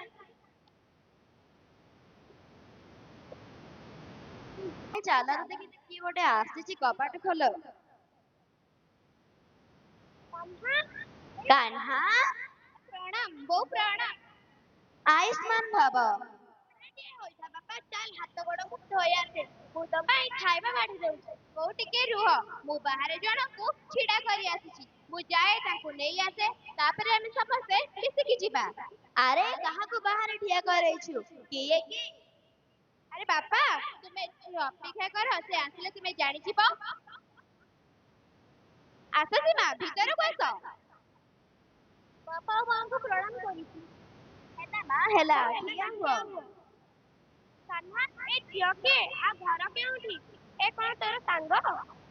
ହଁ କାହ୍ନା କହ, ଏ ଝିଅ କିଏ? ବାପା ମା, ଏ ହେଉଛନ୍ତି ସୀମା। ଏ ମୋର ସାଙ୍ଗ ନୁହନ୍ତି, ଏ ହେଉଛନ୍ତି ମୋର ସ୍ତ୍ରୀ, ତୁମର ବୋହୂ। ଆମେ ଦୁହେଁ କୋର୍ଟ ମ୍ୟାରେଜ କରିଛୁ। କଣ କହିଲୁ? ଏ ତୋ ସ୍ତ୍ରୀ? କଣ କହିଲୁ, ଏ ତୋ ସ୍ତ୍ରୀ? ହଁ କହ, ମିଛ କହୁଛୁ? କାହ୍ନା, ତୁ ଆମ ସହ ମିଛ କହୁଛୁ ନା? ତୁ ଆମ ସହ ମଜା କରୁଛୁ ନା? ବାବାରେ, ଏମିତି ମଜା କରନି। ମୁଁ ଜାଣିଛି ଆମ କାହ୍ନା ଆମକୁ ନ ପଚାରି ଏମିତି କାମ କେବେ କରିବ ନାହିଁ। ସତ କହ ଧନ, ତୁ ଆମ ସହ ଥଟ୍ଟା କରୁଛୁ ନା? ହଁ କହ କାହ୍ନା, ତୋ ବୋଉ ତତେ କଣ ପଚାରୁଛି ପରା। ଆଉ ଆମ ସହ ମଜା କରୁନି। ଦେଖ ତୋ ବୋଉ କିପରି ଛାନିଆ ହୋଇଗଲାଣି। ତୋ ବୋଉର ଦେହରୁ କିପରି ଝାଳ ବୋହି ପଡୁଛି। ବାପା ମା, ତୁମେ କଣ କହୁଛ? ତୁମେ କଣ ମୋର ଅଜାଇ ଯେ ମୁଁ ତୁମ ସହ ଥଟ୍ଟା କରିବି? ମୁଁ ଯାହା କହୁଛି ସତ କହୁଛି। ଏ ହେଉଛନ୍ତି ମୋର ସ୍ତ୍ରୀ, ଏ ଘରର ପୁତ୍ରବଧୂ। ଚାଲ ସୀମା, ଭିତରକୁ ଚାଲ। ହଁ କାହ୍ନା, ଭିତରକୁ ଚାଲ। ମୁଁ ଭାଇ ଟାୟାର୍ଡ ହୋଇଗଲିଣି, ଟିକେ ଫ୍ରେଶ ହୋଇ ରେଷ୍ଟ ନେବି। ବାପା ମା, ଆମେ ଦୁହେଁ ଭିତରକୁ ଯାଉଛୁ। ବାପା, ତୁମେ ସୀମାଙ୍କ ଆଟା ଚିଠି ଆଣି ଆମ ବେଡରୁମରେ ରଖିଦବ। ବୋଉ, ତୁମେ ଯାହା ରୋଷେଇ କରିଛ ଆଣି ଆମ ବେଡରୁମରେ ରଖିଦବ। ସୀମା ଖାଇକରି ଟିକେ ରେଷ୍ଟ ନେବେ। ଚାଲ ସୀମା, ଭିତରକୁ ଚାଲ। ଏସବୁ କଣ ହୋଇଗଲା ଶାନ୍ତି? ମୁଁ କଣ ଭାବୁଥିଲି ଆଉ କଣ ସବୁ ଘଟିଗଲା। ମୁଁ ସ୍ୱପ୍ନରେ ବି ଭାବିନଥିଲି ଆମ କାହ୍ନା ଏପରି କରିବ ବୋଲି। ଆମେ ବାପା ମା କାର୍ଯ୍ୟ କରିଥାନ୍ତେ, ସେଥିରୁ ଆମକୁ ଆମ କାହ୍ନା ବଞ୍ଚିତ କରିଦେଲା। ଆମକୁ ପଦେ ବି କହିଲା ନାହିଁ। ନା ନା କାହ୍ନା ବାପା, ଆମ କାହ୍ନା ସେମିତି କେବେ ବି କରିନଥାନ୍ତା। ସବୁ ସେ ଝିଅର ଦୋଷ। ସେ ଝିଅ ଯୋଗୁ ଆଜି ଆମ ସୁନାଗଦା ପରି ପୁଅ ଆଜି ଚୂନା ହୋଇଯାଇଛି। ସବୁ ସେ ଝିଅର ଦୋଷ। ତୁମେ ଚୁପ୍ ରୁହ ଶାନ୍ତି। ସେ ଝିଅକୁ କାହିଁକି ଦୋଷ ଦେଉଛ? ସେ ପର ଘରର ଝିଅ। ନା ତା ଦେହରେ ଆମର ରକ୍ତ ନା ଆମର ସଂସ୍କାର ଅଛି। ଯେଉଁ ପୁଅକୁ ତୁମେ 10 ମାସ 10 ଦିନ ଗର୍ଭ ରଖି ଜନ୍ମ କରିଥିଲ, ସେ ଆଜି ସେମାନଙ୍କୁ ଭୁଲି ଅନ୍ୟକୁ ନିଜର କରିପାରିଲା, ହେଲେ ଆମକୁ ପଦେ ବି କହିଲା ନାହିଁ। ସବୁ ଆମ ଭାଗ୍ୟର ଦୋଷ। ନହେଲେ କାହ୍ନା ପରି ପିଲା ଏମିତି କାଣ୍ଡ କରିଥାନ୍ତା? ଭାଗ୍ୟକୁ କାହିଁକି ଦୋଷ ଦଉଛ ଶାନ୍ତି? ସବୁ ଭୁଲ ହେଉଛି ମୋର।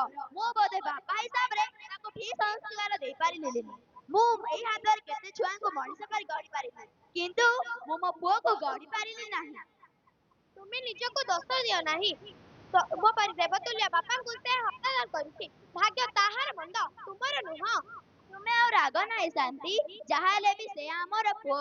ତାର ସବୁ ଭୁଲକୁ ଆମେ କ୍ଷମା କରିଦେବା। ପୁଅର ଖୁସିରେ ଆମର ଖୁସି। କାରଣ ମୁଁ ପରା ତାର ବାପା। ତା ବାପା କେବେ କଣ ତା ପୁଅ ଉପରେ ରାଗିପାରେ? ଚାଲ ତୁମେ ହାତ ଗୋଡ଼ ଧୋଇ ଆସ। ନା ଶାନ୍ତି, ମତେ ଭୋକ ନାହିଁ, ପେଟ ବି ଭଲ ଲାଗୁନି। ତେଣୁ ମୁଁ କିଛି ଖାଇବିନି। ତୁମେ ଯାଅ ଖାଇ ପକାଅ। ତୁମେ ସେମିତି କୁହ ନାହିଁ। ତୁମେ ସେମିତି କୁହ ନାହିଁ। ତୁମକୁ ମୋ ରାଣ। ଚାଲ କଣ ଟିକେ ମିଶିକି ଖାଇଦେବା। ଖାଲି ପେଟରେ ଶୋଇଲେ ଦୋଷ।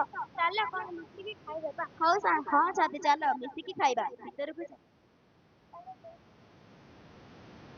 ବେବି, ବେବି, ଏଠି କଣ କରୁଛ? ଛାଡ଼। ଓହୋ ଲୋ, କି ରାଗ।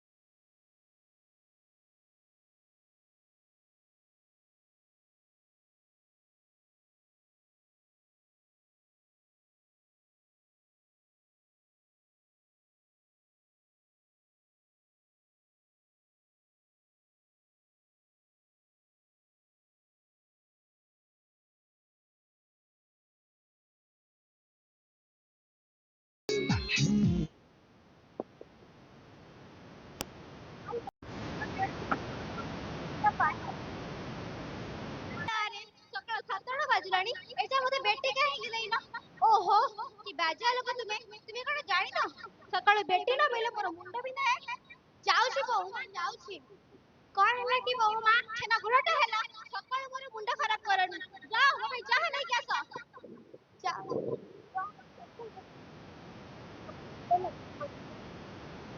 ଶାନ୍ତି ଶାନ୍ତି ଦେଖିକି ଚାଲ ପଡିଯିବ।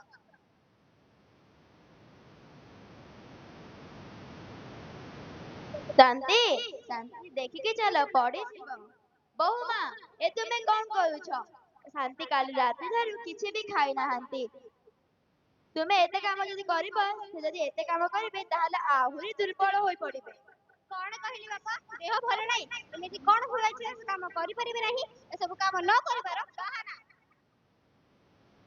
ଏ ତୁମେ କଣ କହୁଛ ବୋହୂମା? ତୁମେ ତୁମ ଶାଶୁଙ୍କୁ ଏପରି କହିବାକୁ ତୁମକୁ କଣ ଖରାପ ଲାଗୁନି? ସେ ପରା ତୁମର ମା ପରି ସେ କଣ ଏ ବୟସରେ ଏତେ କାମ କରିପାରିବେ? କଣ କହିଲେ ବାପା ସେ କାମ କରିପାରିବେ ନାହିଁ? ଯଦି କାମ କରିପାରିବେ ନାହିଁ ତେବେ ଖାଇବେ କେମିତି? ମୁଁ ସେମାନଙ୍କୁ ମାଗଣାରେ ଖାଇବାକୁ ଦେଇପାରିବି ନାହିଁ। କାମ ଅଧିକା ବୋହୂମା ନା ବାପା ତୁମେ ରାଗ ନାହିଁ ମୋର କିଛି ହୋଇନି। ଦେଖ ବୋହୂମା ଏ ଘର ହେଉଛି ମୋର। ମୋ ଆଖି ଆଗ ଯଦି ମୋ ସ୍ତ୍ରୀକୁ ତୁମେ ଏପରି ଅପମାନ କଲେ ମୁଁ ଆଦୌ ସହିବି ନାହିଁ। ଯଦି ଏପରି କର ତାହେଲେ ତୁମେ ମୋର ଏ ଘରୁ ଚାଲିଯାଅ। ହେଇ ଦେଖୁଛ କାହ୍ନା ତୁ ବାପା ମତେ ବାଡେଇବାକୁ ଆସୁଛନ୍ତି ସେ ମତେ ଘରେ ବାହାର ଯିବାକୁ କହୁଛନ୍ତି। ମତେ ଏବେ ଧକ୍କା ମାରିଦେଲେ ମୁଁ ପଡି ଯାଇଥାନ୍ତି। ସୀମା ବେବି ତୁମେ ଆଉ କାନ୍ଦ ନାହିଁ ମୁଁ ଆସିଗଲି ନା ସବୁ ଠିକ ହୋଇଯିବ। ମୁଁ ଥାଉ ବାପା ଉପରକୁ କେବେ ହାତ ଉଠେଇ ପାରିବେ ନାହିଁ। କାହ୍ନା ଏ କାହ୍ନା ବୋହୁ ସବୁ ମିଛ କହୁଛି ତୋ ବାପା କେବେ ହେଲେ ହାତ ଉଠାଇ ନାହାନ୍ତି। ଏ ସୀମା ତତେ ଦେଖି ନାଟକ କରୁଛି। ବୋଉ ତୁମେ ଚୁପ କର। ମୁଁ ଦେଖୁଛି ସୀମା ଘରକୁ ଆସିଲା ଦିନଠୁ ତୁମେ ତାଙ୍କ ଛାଇରେ ମଧ୍ୟ ଚାଲୁନାହ। ତୁମେ ତାଙ୍କୁ ସବୁବେଳେ ହଇରାଣ କରୁଛ। କଣ କହିଲୁ କାହ୍ନା? ତୋ ବୋଉ ତୋ ସ୍ତ୍ରୀକୁ ହଇରାଣ କରୁଛି ତାଙ୍କ ଛାଇରେ ଚାଲୁନି। ଓଲଟା ତୋ ସ୍ତ୍ରୀ ତୋ ବୋଉକୁ ଚାକରାଣୀ ଭଳି ଦିନ ରାତି ଖଟାଉଛି। କଥା କଥାରେ ତାଙ୍କୁ ଅପମାନ କରୁଛନ୍ତି। ହେଇ ଦେଖୁଛ କାହ୍ନା ତୋ ବାବା କେମିତି ମିଛ କହୁଛନ୍ତି। ସେ ଆମର ସବୁବେଳେ ମନ ଚିନ୍ତା କରୁଛନ୍ତି। ସେ ଆମର ଖୁସି ଦେଖିଲେ ସହି ପାରନ୍ତି ନାହିଁ। ସେ ଆମ ଦୁଇ ଜଣଙ୍କୁ ଅଲଗା କରିବାକୁ ଚାହୁଁଛନ୍ତି। ବୋହୂମା ତୁମେ ଏତେ ମିଛ କହୁଛ କଣ ପାଇଁ? ତୁମକୁ ଧର୍ମଶାଳୀ ବାଟି ବୋଉ ତୁମେ ଚୁପ କର। ମୁଁ ଦେଖୁଛି ଆଜିକାଲି ତୁମେ ମାନେ ବହୁତ ଉଠାଇ ଯଦି ଏ ଘରେ ରହିବାକୁ ଇଚ୍ଛା ଅଛି ତେବେ ମୋ ସ୍ତ୍ରୀକୁ ସମ୍ମାନ ଦିଅ। ମୋ ସ୍ତ୍ରୀର ପ୍ରତ୍ୟେକ କଥା ମାନି ଚଳ ନଚେତ ତୁମ ଦୁହିଁଙ୍କର ଉପଯୁକ୍ତ ବ୍ୟବସ୍ଥା ମତେ କରିବାକୁ ହେବ। ଚାଲ ସୀମା ଭିତରକୁ ଚାଲ ମୁଁ ତୁମ ପାଇଁ ବାହାରୁ ଟିଫିନ ଆଣିଛି ତୁମେ ଖାଇକରି ଟିକେ ରେଷ୍ଟ ନବ। ହଁ କାହ୍ନା ଚାଲ। ଶାନ୍ତି ଉଠ ଶାନ୍ତି ଚାଲ ଟିକେ ଉଠି ବସ। ତୁମର ଦେହ ବି ଭଲ ନାହିଁ। ମୁଁ ଯାଇ ତୁମ ପାଇଁ କଣ ଖାଇବାକୁ ଆଣେ। ତୁମେ ଖାଇସାରିଲା ପରେ ଔଷଧ ଖାଇ ବିଶ୍ରାମ କଲେ ତୁମକୁ ଟିକେ ଆରାମ ଲାଗିବ। ଏସବୁ କଣ ହୋଇଗଲା କାହ୍ନା ବାପା? ଯେଉଁ ହାତରେ ସକାଳୁ ମୁଁ ତୁମ ପାଇଁ ଚାହା ଜଳଖିଆ କରିବା କଥା ଆଜି ସେଇ ହାତ ମୋର ଅବଶ ହୋଇଯାଇଛି। ଠିକ ମୋର ସ୍ତ୍ରୀ ପଣିଆକୁ ମୁଁ ଆଜି ମୋ ସ୍ୱାମୀକୁ ଭୋକରେ ରଖିଛି। ମତେ କ୍ଷମା କରିଦେବ ମୁଁ ତୁମର ସେବା କରିପାରୁନାହିଁ। ସେମିତି କୁହନି ଶାନ୍ତି ସବୁ ଠିକ ହୋଇଯିବ। ମୁଁ ପରା ଅଛି ତୁମେ ଚିନ୍ତା କାହିଁକି କରୁଛ? ପ୍ରଭୁ ଜଗନ୍ନାଥ ସବୁ ଠିକ କରିଦେବେ। ଚାଲ ଶାନ୍ତି ଚାଲ ଭିତରକୁ ଚାଲ ଶାନ୍ତି।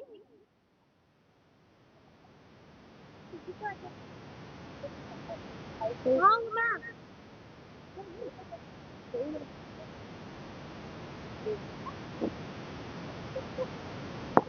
ଶାନ୍ତି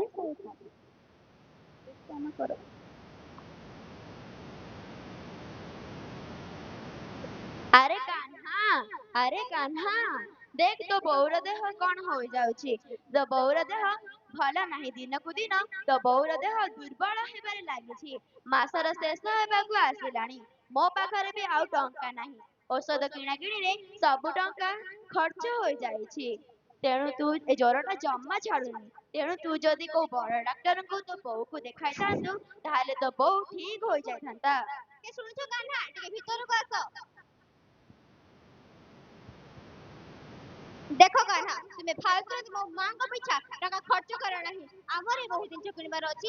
ଏବେ ମୋ ମୋବାଇଲଟା ପୁରୁଣା ହେଇଗଲାଣି। ମତେ ଗୋଟେ ନୂଆ ଆଇଫୋନ ନେବାର ଅଛି। କଣ ମୋ କଥା ବୁଝିପାରୁଛ ତ? ହଁ ବେବି ମୁଁ ନିଶ୍ଚିତ ତମ ଫରମାଇଶ ପୂରଣ କରିବି। ତୁମେ ଆଦୌ ଟେନସନ ନିଅନି ମୁଁ ତୁମ କଥାକୁ ଆପ୍ଲାଏ କରିବି। କାହ୍ନା କାହ୍ନା ବାପା ଟିକେ ଶୁଣିବୁ କି? ଓହୋ ବାପା କାହିଁକି ଚିଲ୍ଲାଉଛ କଣ ହେଲା କୁହ। ଆରେ ବାପା ଆମକୁ ମଧ୍ୟ କଣ ମୁଠାଇ ଖାଇବାକୁ ଦେ। ତ ବୋଉକୁ କଣ ଦିଟା ଖାଇବାକୁ ଦେଇ ଔଷଧଟା ଦେଇ ଦିଅନ୍ତି। ଏ ଜ୍ୱରଟା ଜମାରୁ ଛାଡୁନି। ମତେ ଭାରି ଡର ଲାଗୁଛି ଯଦି କିଛି ଅଘଟଣ ଘଟିଯାଏ। ସେଠି କଣ ସୃଷ୍ଟି ପ୍ରଳୟ ହୋଇଯିବ ବୟସ ହେଲାଣି ଆଜି ନହେଲେ କାଲି ତ ସେ ମରିବେ ଚିନ୍ତା କାହିଁକି। ଏ ତୁମେ କଣ କହୁଛ ବୋହୂମା? ତୁମକୁ ମୋ ଶାନ୍ତି ପାଇଁ ଏପରି ଏ ତୁମେ କଣ କହୁଛ ବୋହୂମା? ଏପରି ଅଲକ୍ଷଣା କଥାକୁ କିପରି ମୁହଁରେ ଧରି ପାରୁଛ? ମୋ ଶାନ୍ତି ହେଉଛନ୍ତି ମୋ ଘରର ଲକ୍ଷ୍ମୀ। ମୋ ଲକ୍ଷ୍ମୀ ସାନ୍ତାଣୀ ପାଇଁ ତୁମେ ଏପରି କଥା କିପରି କହିପାରୁଛ? ଓହୋ ବାପା ସୀମା କଣଟା ଭୁଲ ବୁଝୁଛନ୍ତି ସେ ତ ଠିକ କହିଛନ୍ତି। ବୋଉ ଏପରି କଷ୍ଟ ପାଇବା ବଞ୍ଚିବା ଅପେକ୍ଷା ଏ ସଂସାରରୁ ଶୀଘ୍ର ବିଦାୟ ନେବାଟା ଭଲ। ତୁ ବି କାହିଁକି ତୋ ମା ପାଇଁ ଏପରି କହିପାରିଲୁ? ମତେ ଏହା ଶୁଣିବା ଆଗରୁ ମନ ହୋଇଗଲାଣି କାହିଁକି? ଏ ଦେଖୁଛ ଶାନ୍ତି ତୁମ ପୁଅ କଣ କହୁଛି? ତୁମେ ଯେଉଁ ପୁଅ ପାଇଁ ଆଜି ଏତେ ଓଷା ଉପବାସ କରି ଜନ୍ମ କରିଥିଲ ସେଇ ପୁଅ ଆଜି ତୁମ ମରଣର କାମନା କରୁଛି। ହେ ପ୍ରଭୁ ତୁମେ କେଉଁଠି ଅଛ? ତୁମେ ଚିନ୍ତା କର ନାହିଁ ମୁଁ ଠିକ ହୋଇଯିବି। ମୁଁ କିଛି ହେବ ନାହିଁ ତୁମେ ପରା ମୋ ପାଖରେ ଅଛ ମୋର କଣ ହେବ। ଜାନୁ ଏ ବୁଢା ବୁଢୀଙ୍କ ପ୍ରେମ ଦେଖିବାକୁ ମୋର ପେସେନ୍ସ ନାହିଁ ଭିତରକୁ ଚାଲ କଣ ଟିକେ ଖାଇବା। ହଁ ବେବି ତୁ ଭୋକରେ ତମ ମୁହଁଟା ଶୁଖିଗଲାଣି ଚାଲ ଭିତରକୁ ଚାଲ। କାହ୍ନା କାହ୍ନା ଆମକୁ ମଧ୍ୟ ମୁଠାଏ ଖାଇବାକୁ ଦେଇଦେ। ତ ବୋଉକୁ କଣ ଦିଟା ଖାଇବାକୁ ଦେଇ ଔଷଧ ଦେ। ଆରେ ବାପା ସୀମାଙ୍କର ମୁଡ୍ ନାହିଁ ସେ କଣ ରୋଷେଇ କରିବେ ଘରେ କଣ ବଳକା ଖାଦ୍ୟ ଥିବେ ତୁମେ ତାହା ଦେଇ ବୋଉକୁ ରଖିଥାଅ। କଣ କହିଲୁ? କାଲିର କଣ ବଳକା ଥିବା ବାସି ଖାଦ୍ୟ ଆମେ ଖାଇବୁ? ହଁ ମୁଁ ଖାଇଦେବି ହେଲେ ତୋ ବୋଉର ଦେହ ତାତିରେ ଖଇ ଫୁଟୁଛି ସେ କଣ ଖାଇପାରିବ? ଦେଖ ବାପା ତୁମେ ଇଚ୍ଛା ହେଲେ ଖାଅ ନହେଲେ ପାଣି ଦେଖି ଶାନ୍ତି ଶୋଇପଡ ଆମକୁ ଆଉ ବିରକ୍ତ କର ନାହିଁ। ସବୁବେଳେ ତୁମ ଦୁଇ ଜଣଙ୍କ ତାମସା ଲାଗିଛି ଏଠି। ଚାଲ ବେବି ଭୋକରେ ପେଟରେ ସିଂହ ଦୌଡୁଛନ୍ତି। ହଁ ବେବି ଚାଲ। ବୁଝିଲେ ଶାନ୍ତି ଆମ ପୁଅ ଆଉ ମଣିଷ ହୋଇ ରହିନାହିଁ। ମୋ ଶିକ୍ଷାର ଏମିତି କଣ ତ୍ରୁଟି ରହିଗଲା ଯେ ଆମ ପୁଅ ଆଜି ମଣିଷ ହେବା ବଦଳରେ ଅମଣିଷ ହୋଇଗଲା।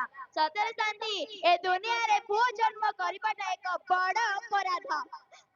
ହେଇ ଶୁଣୁଛ ମୋର କିଛି ହେବ ହେଇ ଶୁଣୁଛ ତୁମେ ସେମିତି ଭାବ ନାହିଁ ଯାହା ହେଲେ ବି ସେ ଆମ ପୁଅ। ତୁମେ ଆଉ ରାଗ ନାହିଁ ନହେଲେ ଲୋକେ ଶୁଣିଲେ କହିବେ ଦିନ ମାଷ୍ଟରଙ୍କ ମୁଣ୍ଡ ଖରାପ ହୋଇଗଲାଣି। ହଁ ଶାନ୍ତି ମୁଁ ଯେଉଁ ଟଙ୍କା ମୁଁ ବ୍ୟାଙ୍କରେ ବାନ୍ଧିଛି ତାକୁ କାଲି ଉଠାଇ ଆଣିବି ଏବଂ ସେଇ ଟଙ୍କାରେ ମୁଁ ତୁମକୁ ବଡ ଡାକ୍ତରଙ୍କୁ ନେଇ ଦେଖାଇବି। ହଁ ଶାନ୍ତି ଚାଲ ଟିକେ କଣ ଟିକେ ଖାଇବ। କଣ ଖାଇବ? ମୁଁ ଯାଇ ତମ ପାଇଁ କଣ ଟିକେ ଅଛି ଖାଇବାକୁ ଆଣେ।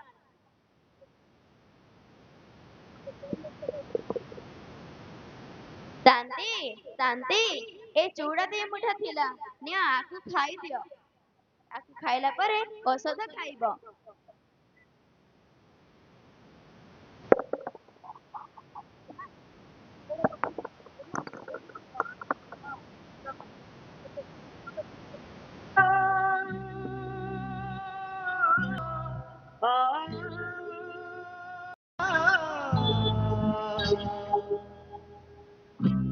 ଏ ଜୀବନର ବନ୍ଧନ ଲୁହରେ ହସେ ଫଗୁଣ କି ଭଲ ମନ୍ଦ କି ହସ କାନ୍ଦ ଆଜି କାଇଁ ଲାଗେ ସବୁ ସମାନ ଏଇ ବୋଧେ ପ୍ରେମ ଏଇ ବୋଧେ ପ୍ରେମ এই জীবনর বন্ধন নিয়ারে জলে শ্রাবণ কি জহ্ন রাতি কি খরা থাকি আজি কাই লাগে সবু সমান এই বোধে প্রেম এই বোধে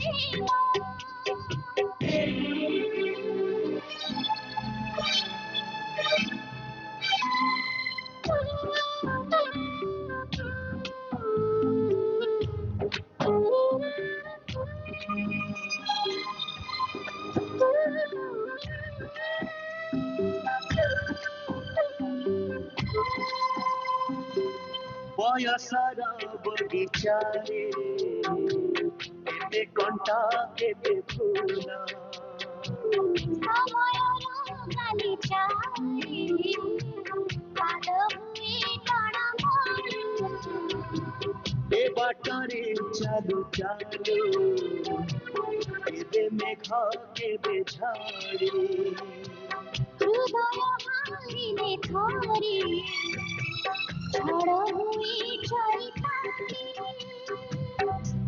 ଏ ଭଙ୍ଗା ଗଢ଼ ସପନ ଛାତିକୁ କରେ ପାଷାଣ ଏ ବାଟ ଘାଟ ଏ ଫୁଲ ହାଟ ଆଜି କାହିଁ ଲାଗେ ସବୁ ସମାନ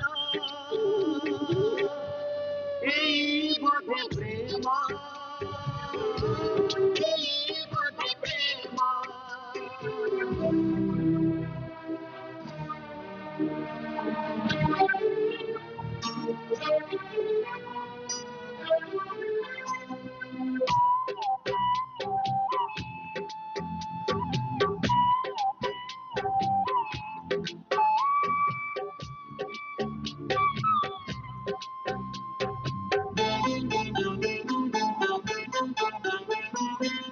ଏ ଆଖିର ଲୁହ ଦେଖି ଏ ଆଖିରୁ ଝରେ ଲହୁ ଏ ମନେ ବସନ୍ତ ଆସେ ସେ ମନରେ ଶୁଭେ କୁହୁ ଏମିତିକା ସୁଖ ଦୁଃଖରେ ଗଢ଼ା ଦେହ ଏମିତିକା ସ୍ୱପ୍ନ ସତଠୁ ଆଳପ ଲୁହା ଏ ହୃଦୟର ମିଳନ ଯେମିତି ଫୁଲ ଚନ୍ଦନ କି ସତ ମିଛ କି ପାପ ପୁଣ୍ୟ ଆଜି କାହିଁ ଲାଗେ ସବୁ ସମାନ ଏଇ ବୋଧେ ପ୍ରେମ ଏଇ ବୋଧେ ପ୍ରେମ ଏଇ ବୋଧେ ପ୍ରେମ ଏଇ ବୋଧେ ପ୍ରେମ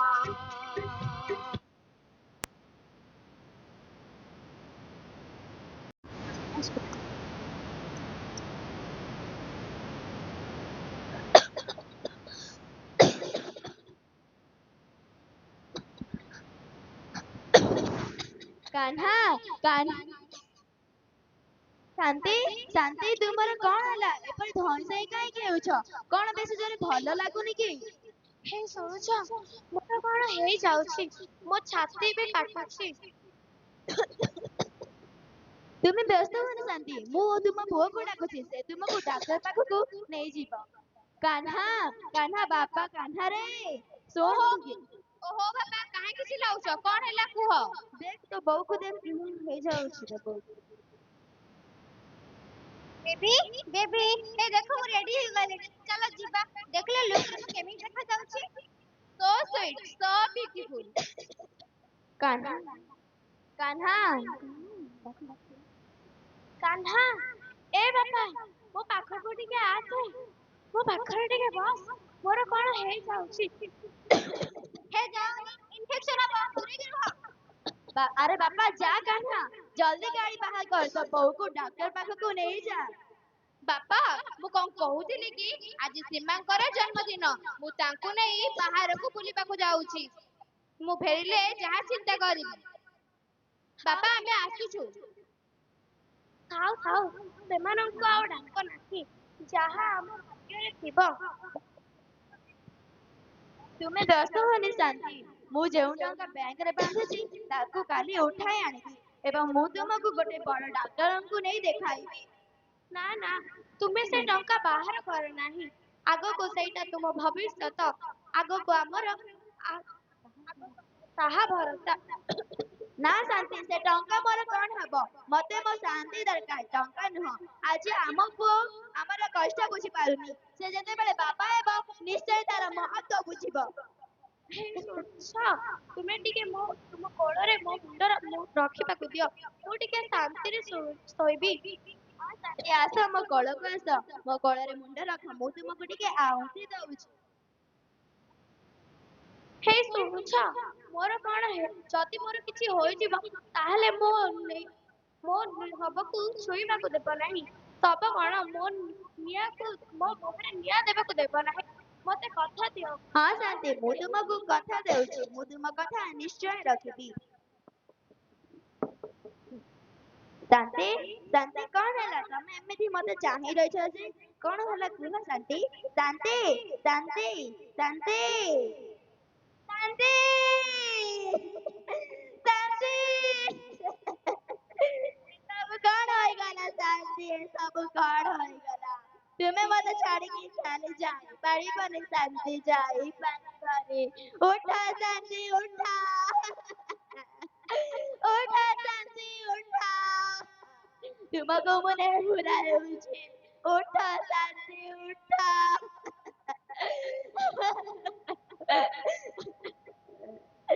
ଶାନ୍ତି, ଶାନ୍ତି, ଶାନ୍ତି। ଏ ସାଇ ଲୋକ, କିଏ କେଉଁଠି ଅଛ? ଆସ, ମୋ ଶାନ୍ତିର ଶବ ଉଠେଇବାରେ ମତେ ସାହାଯ୍ୟ କର, ସାହାଯ୍ୟ କର।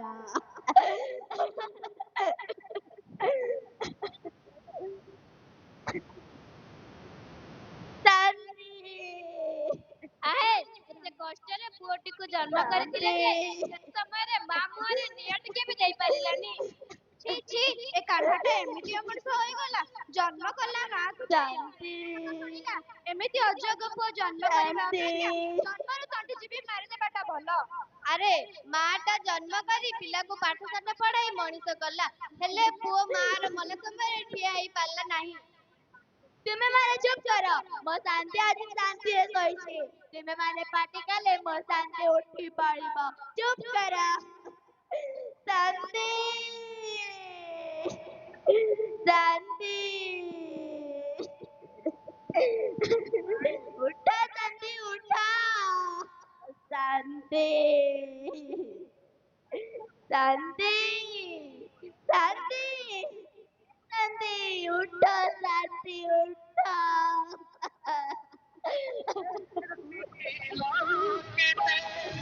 चैन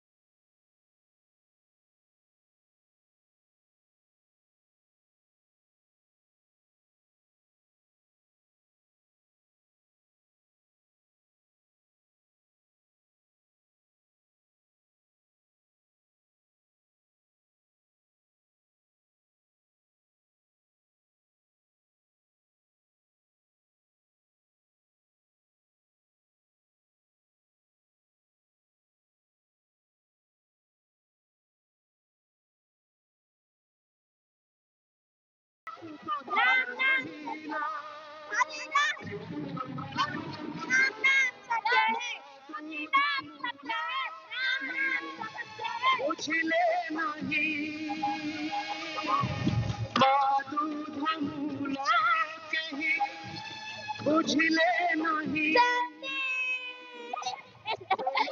शांति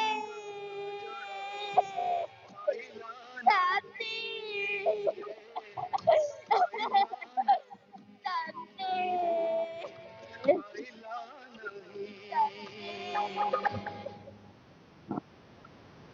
माँ माँ माँ ସେଇଠି ରହିଯାଉ କାରଣ ବାବୁ ସୀମା ମ୍ୟାଡାମ ଏ ଶବ ସହ ତୁମର କୌଣସି ସମ୍ପର୍କ ନାହିଁ এই ଶବ ପାଖକୁ ତୁମେ ଆସ ନାହିଁ ତୁମକୁ ଇନଫେକ୍ସନ ହେବ এই ଜୁଇ ଉପରେ ଯେଉଁ ସ୍ତ୍ରୀ ଲୋକଟି ଶୋଇଛି ସେ ହେଉଛି ମୋ ସ୍ତ୍ରୀ ସ୍କୁଲ ମାଷ୍ଟର ଦୀନବନ୍ଧୁଙ୍କ ଛାତ୍ର ସ୍ତ୍ରୀ ତୁମ ପରିବାର ଲୋକଙ୍କ ସହ ଏ ଶବର କୌଣସି ସମ୍ପର୍କ ନାହିଁ ଚାଲିଯାଅ ଚାଲିଯାଅ ତମ ଛାଇ ପଡ଼ିଲେ ମୋ ଶାନ୍ତିର ଆତ୍ମା ଶାନ୍ତି ପାଇବ ନାହିଁ ଚାଲିଯାଅ शांति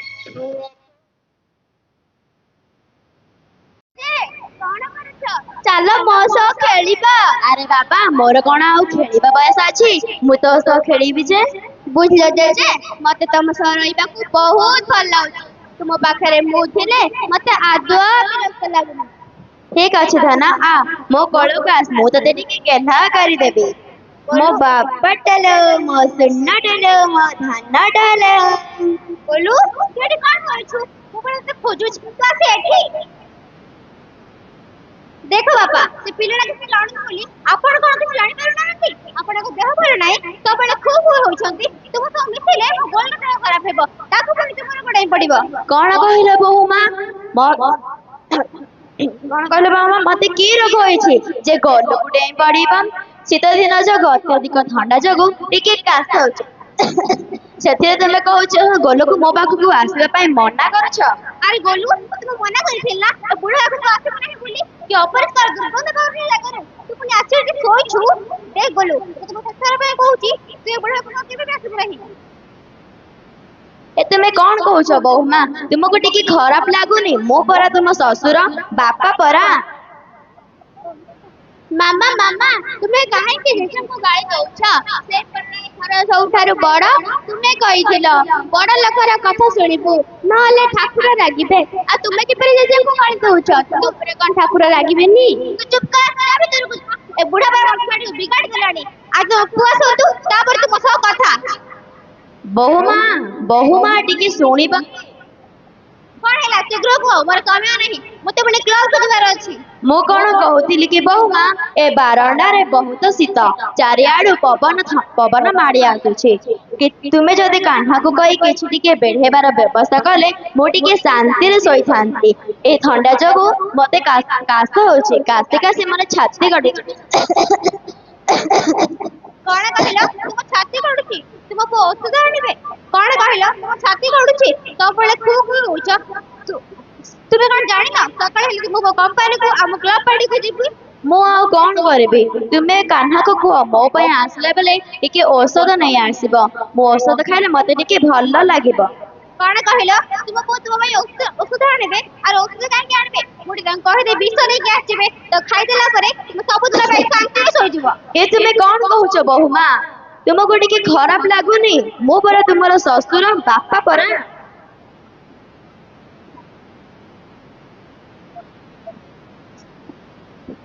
ଆରେ କଣ ହେଇଛି ସୀମା? ଏତେ ଜୋରେ ପାର୍ଟି କରୁଛ ଯେ? କଣ କହିଲ? କଣ ହୋଇଛି? କଣ ନ ହୋଇଛି ମୋତେ ପଚାର। ତୁମର ବାପା ଘରେ ମୋତେ ଶାନ୍ତିରେ ରଖେଇଦେବେନି। ଭାଇ ଶୁଣୁଛ? ଏମିତି କଲେ ମୁଁ ମୋ ଗୋଲକୁ ଧରି ମୋ ବାପା ଘରକୁ ଚାଲିଯିବି। ତୁମେ ତମ ବାପାଙ୍କୁ ଏଠି ବସାଅ। ଆରେ କଣ ହେଇଛି କହିଲେ ତ ମୁଁ ଜାଣିବି। ଆରେ ବାପା, ତୁମେ କଣ ସୀମାକୁ କେବେ ଟିକେ ଶାନ୍ତିରେ ରଖେଇଦବନି ନା କଣ? ବିଚରା ସୀମା ସାରା ଦିନ ତୁମର ସେବା କରୁଛନ୍ତି, ହେଲେ ତୁମେ ତାଙ୍କୁ କେବେ ଟିକେ ଶାନ୍ତିରେ ରଖେଇ ଦଉନ। ତୁମେ ଆଶୀର୍ବାଦର ବଦଳରେ ତୁମ ମୁହଁରୁ ଖାଲି ବିଷ ଝରୁଛି। ଏ ତୁ କଣ କହୁଛୁ କାହ୍ନା? ମୁଁ ତ ତୋ ସ୍ତ୍ରୀକୁ ହଇରାଣ କରୁଛି। ମୁଁ କଣ କହୁଛି ତୁ ମୋ ଠାରୁ ଶୁଣିଲେ ତ ଜାଣିବୁ। ଆରେ ବାପା, ମୁଁ ମୋ ସୀମାକୁ ତାକୁ ବିଶ୍ୱାସ ନ କରିବି, ତୁମ କଥାକୁ ବିଶ୍ୱାସ କରିବି? ନା ରେ କାହ୍ନା, ଏ ଘରେ ଦୁଇଟି ରୁମ୍ ଥିଲା। ଗୋଟିଏରେ ତୁମେ ସ୍ୱାମୀ ସ୍ତ୍ରୀ ଆଉ ଅନ୍ୟ ରୁମଟିରେ ଗୋଲୁ ଶୋଉଛି। ମୁଁ ବିଚରା ବୁଢା ବାପା ଏ ବାରଣ୍ଡାରେ ଶୋଇଛି। ତେଣୁ ବୋହୂକୁ କହିଲି କିଛି ଟିକେ ପାଲ ପେଟ ଦେବା ପାଇଁ। ମୁଁ କଣ କହି ଭୁଲ କଲେ? ହଉ ବାପା, ଦେଖିବା ମୁଁ ଗୋଟେ କିଛି ବ୍ୟବସ୍ଥା କରୁଛି। ତୁମେ ଆଜିଠାରୁ ଡ୍ରଇଂ ରୁମରେ ଶୁଅ। କଣ କହିଲ? Drawing room? ନା ହେବନି। ସେଠି ମୋ ପୁଅ କାର୍ଟୁନ ଦେଖୁଛି, ପୁଣି ତୁମେ ରାତିରେ ଫେରିଲେ ନ୍ୟୁଜ ଦେଖୁଛ, ପୁଣି ମୋ ସିରିଏଲ। ନା ବାବା ନା, ସେ ରୁମରେ ମୁଁ ଶୋଇବାକୁ ଦେଇପାରିବି ନାହିଁ। ହଉ ବାପା, ତୁମେ ଆଉ ଜିଦ୍ କରନି। କି ସୀମାଙ୍କ ପାଖରେ ମଧ୍ୟ ଲାଗ ନାହିଁ। ତୁମେ ଦେଖିବା ମୁଁ ଗୋଟେ କିଛି ବ୍ୟବସ୍ଥା କରୁଛି। ଆଜିଠାରୁ ତୁମେ ଆଉ କେତେ ଦିନ ପାଇଁ ସେଠି ରହିବ? ତୁମେ ଟିକେ ଆଡଜଷ୍ଟ କରିନିଅ। କଣ କହିଲୁ ଆଡଜଷ୍ଟ? ନା ରେ ବାପା, ତୋ ବାପାର ବୁଢା ଶରୀର ଆଉ ଅସହ୍ୟ ଥଣ୍ଡାକୁ ସହ୍ୟ କରିପାରୁନି। ପାରୁଛୁ ଯଦି ମୋ ପାଇଁ ଟିକେ ଔଷଧ ନେଇ ଆ। କାଶଟା ଜମାରୁ ଛାଡୁନି। କାଶି କାଶି ମୋର ଛାତି କାଟୁଛି। ନା ବାପା ନା, ଏ ଅଯଥା ଖର୍ଚ୍ଚ କରିବା ପାଇଁ ମୋ ପାଖରେ ପଇସା ନାହିଁ। କଣ କହିଲୁ ପଇସା ନାହିଁ? ମୋ ପେନସନ ପଇସାରେ କରିଦେ। କଣ କହିଲ? ପେନସନ? ଘରେ ରହିଛ, ଖାଉଛ, ତୁମର ତେଲ ସାବୁନ ଅନ୍ୟାନ୍ୟ ଖର୍ଚ୍ଚ କେମିତି ହଉଛି, ତାହା କଣ ମାଗଣାରେ କରିବୁ? ଆରେ କାହ୍ନା, ତୋ ସ୍ତ୍ରୀ କଣ କହୁଛି ତୁ ଶୁଣୁଛୁ ତ? କାହିଁ ମୁଁ ତ ତତେ ବଡ କରି ତୋର ପାଠ ପଢା ଲାଳନ ପାଳନ କରି ତତେ ପଇସା ମାଗି ନଥିଲି ତ? ଆଜି ମୋର ଆବଶ୍ୟକତା ପଡିଲା ବୋଲି ମୁଁ ତୁମକୁ ପଇସା ଦେବି? ହେ ପ୍ରଭୁ, ମତେ ଏହା ଶୁଣିବା ଆଗରୁ ମରଣ ହୋଇଗଲାଣି କାହିଁକି? ଥାଉ ବାପା ଥାଉ, ତୁମର ଏ ଡ୍ରାମା ଦେଖିବା ପାଇଁ ମୋ ପାଖରେ ସମୟ ନାହିଁ। ଆଉ ମୁଁ ଏ ଅଯଥା ଖର୍ଚ୍ଚ କରିପାରିବି ନାହିଁ। ଆଉ ମୋ ପାଖରେ ଯାହା ବି ପଇସା ଅଛି, ଆଗକୁ ସୀମାଙ୍କର ଜନ୍ମଦିନ ଆସୁଛି, ମୁଁ ତାକୁ ଗୋଟିଏ କାର୍ ଗିଫ୍ଟ କରିବି। ବେବି, ତୁମେ ବେକାର ଲୋକଙ୍କ ସହିତ କାହିଁକି ସମୟ ନଷ୍ଟ କରୁଛ? ଭିତରକୁ ଚାଲ, କଣ ଟିକେ ଖାଇବା। ହଁ ବେବି ଚାଲ। ହେ ଦେଖୁଛ ଶାନ୍ତି, ତୁମ ପୁଅ କିପରି ଆଜି ବଦଳି ଯାଇଛି। ସେ ତାର ଜନ୍ମଦାତାକୁ ମଧ୍ୟ ଅପମାନ କରିବାକୁ ପଛାଉ ନାହିଁ। ଭଲ ହେଲା ଶାନ୍ତି, ତୁମେ ନର୍କପୁରୀରୁ ଚାଲି ଯାଇଛ, ନହେଲେ ମୋ ପରିଆ ଜିଅନ୍ତା ଶବ ହୋଇ ପଡି ରହିଥାନ୍ତ।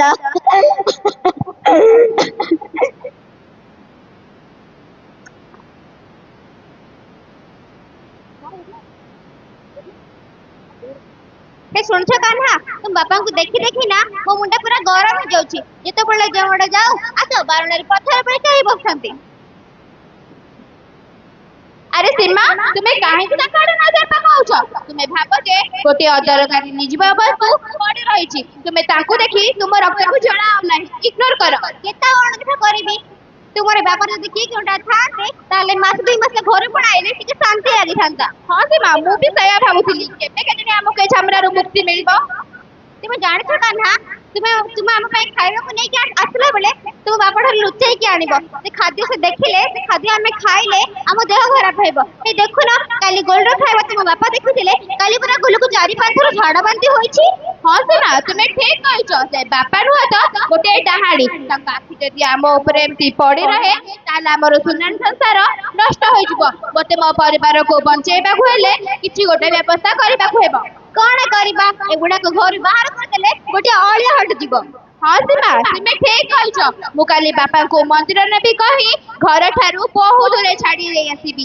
ନା କେହି କିଛି ଜାଣିବେ, ଆମର ଗ୍ରହ ବି ତୁଟିବ। ହଁ, ସେଇଆ କର। କାହାରିକୁ କିଛି ଜଣା ପଡିବନି, ସାପ ବି ମରିଯିବ, ଲାଠି ବି ଭାଙ୍ଗିବନି।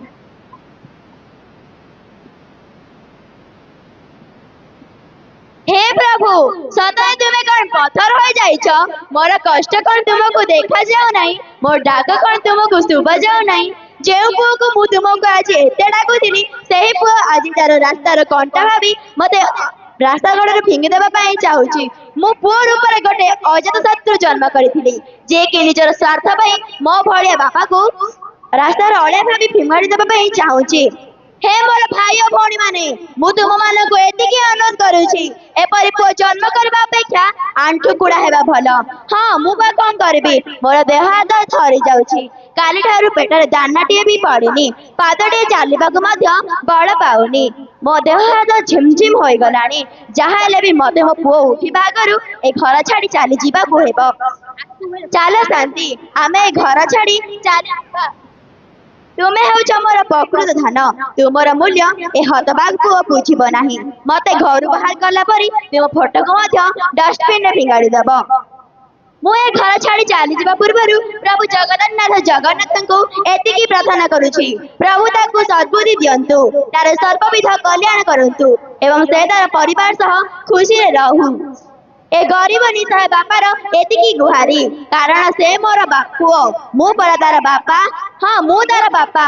पुओर घरे रहिबाकू जागा ना मिलिले कौन होला? अनाथ आश्रम तो अछि, से हेउची मोर शेष ठिकाना।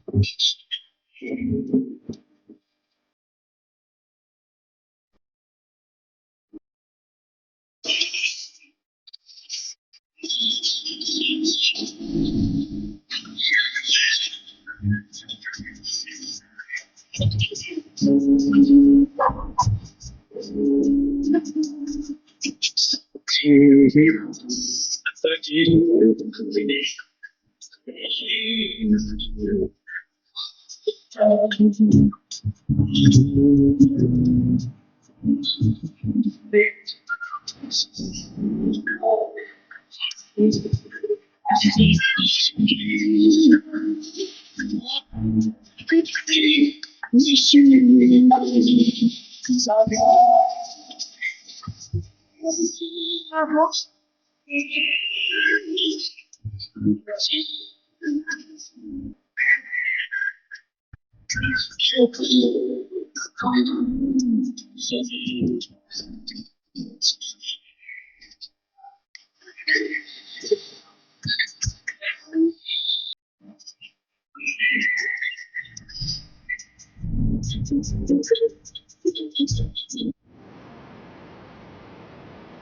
है सीमा? कौन है सीमा? एते सकाळ तुमरा मूड खराब होई गला। बापा पुणी थरे कांड कर देले कि मु जाए देखे। रुह ना रुह, तुम बाबा खटरे सोई ना आंती, तू कणे चले जाई छंती। अरे बापा से जिबे पड़े काली थारु ताकर देह खराब अछि, काली राती रु ताकू ज्वर होईछि। देखो ए बाहर कोठी बसितेबे तुमे गोलुरर देखिलो कि? हां मु देखि सारलेनी, तू कोठी भी नाहंती। मु बे कौन करबी? बापा भी कुआड़ चली गले, मु केमिति खोथि बापा को भी कोठु आनिबी? तुमे चुप कर, तुम बाबा घर जाई नाहंती ते हमर सबुठारे बड़ समस्यार समाधान करि छंती। सेमिति भी आज हमकु ताकू घर बाहर करबा थिला, से निज चली जाई हम प्रॉब्लम सॉल्व कर दै छंती। मु बापा को कोठु को जिबी? मते लोक माने कोन कहबे? मोर बदनाम हेइ जी, भबु कोठु आनिबी बापा को? बेबी तुमे टेंशन नियोनी, जहा होइछि भलो होइछि। हमर सब असुविधा बिना परिश्रम रे दूर हो जाइछि। तुमे भीतर को चलो, मु तुम पे अदा पके गरम चाहा नै कि आसी मिसिके पीबा। बापा को एबे मु कोठी खोजिबी? बापा को कोठु आनिबी? लोक मते कोन कहबे? मोर बदनाम होइ छी, मोर बदनाम होइ। मां मां कोन करूछ? चलो मोर सा लूडो खेलिबा। अरे गोलू देखो जे हम व्यस्त अछि, या बापा को कह। बापा बापा चलो मोर सा खेलिबा। अरे देखो छु परा मु जरूरी काम करूछी, जा तो मामा को कह। मामा मामा प्लीज आसो मो सा खेलिबा। अरे थरे कहले सुकुनी, ओ विरक्त करना, जा बापा को कह। बापा बापा प्लीज आसो बापा। अरे कि पछत पिला तू तते थरे कहली परा, जा तो मामा कहबू। एबे मोबाइल टी पडू पडू रहि गला, खेळ फेळ किछि नै, जा पाठ पढिबू।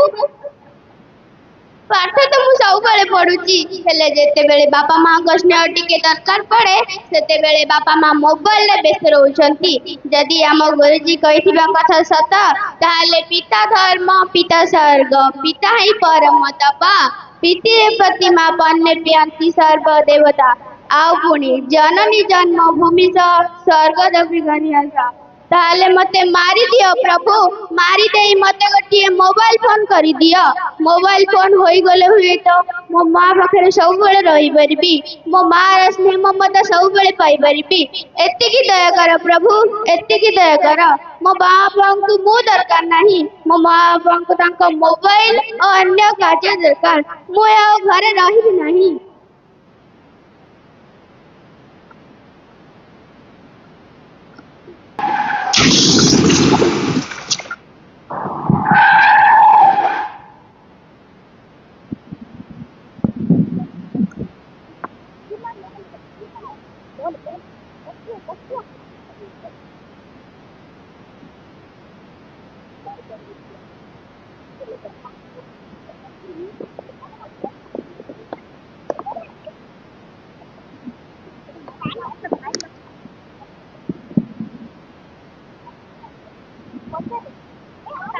तो नाम कौन?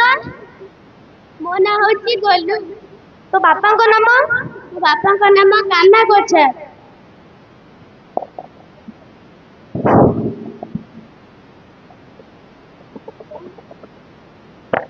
बापा को खबर दियो।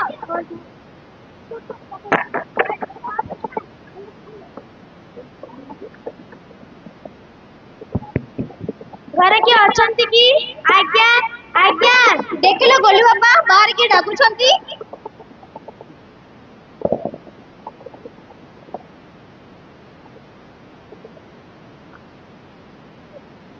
अरे कौन है क्या खोजुंती? आज्ञा आपण घर किसी दूर ट्रक एक्सीडेंट होइछि, किंतु भगवान को जड़े बुढ़ व्यक्ति पिलाडू बंचे रखुते सबुदिन आखि बुझे। कौन कहलो छोट पिला? अरे गोलू कहीं गोलू गोलू कौन गोलू बाबा? अरे गोलू कौन गोलू?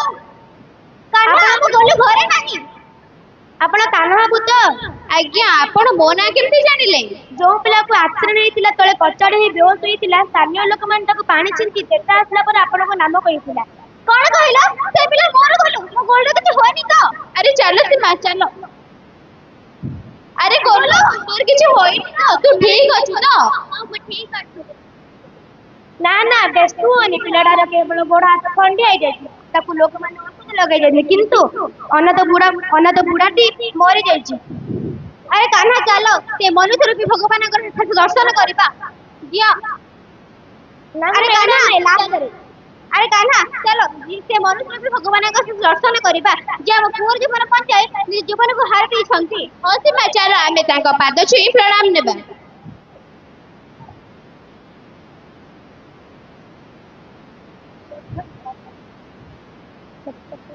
ବାପା ବାପା ବାପା କଣ କଲେ ବାପା? ବାପା ଉଠ ବାପା ବାପା ଉଠ ବାପା।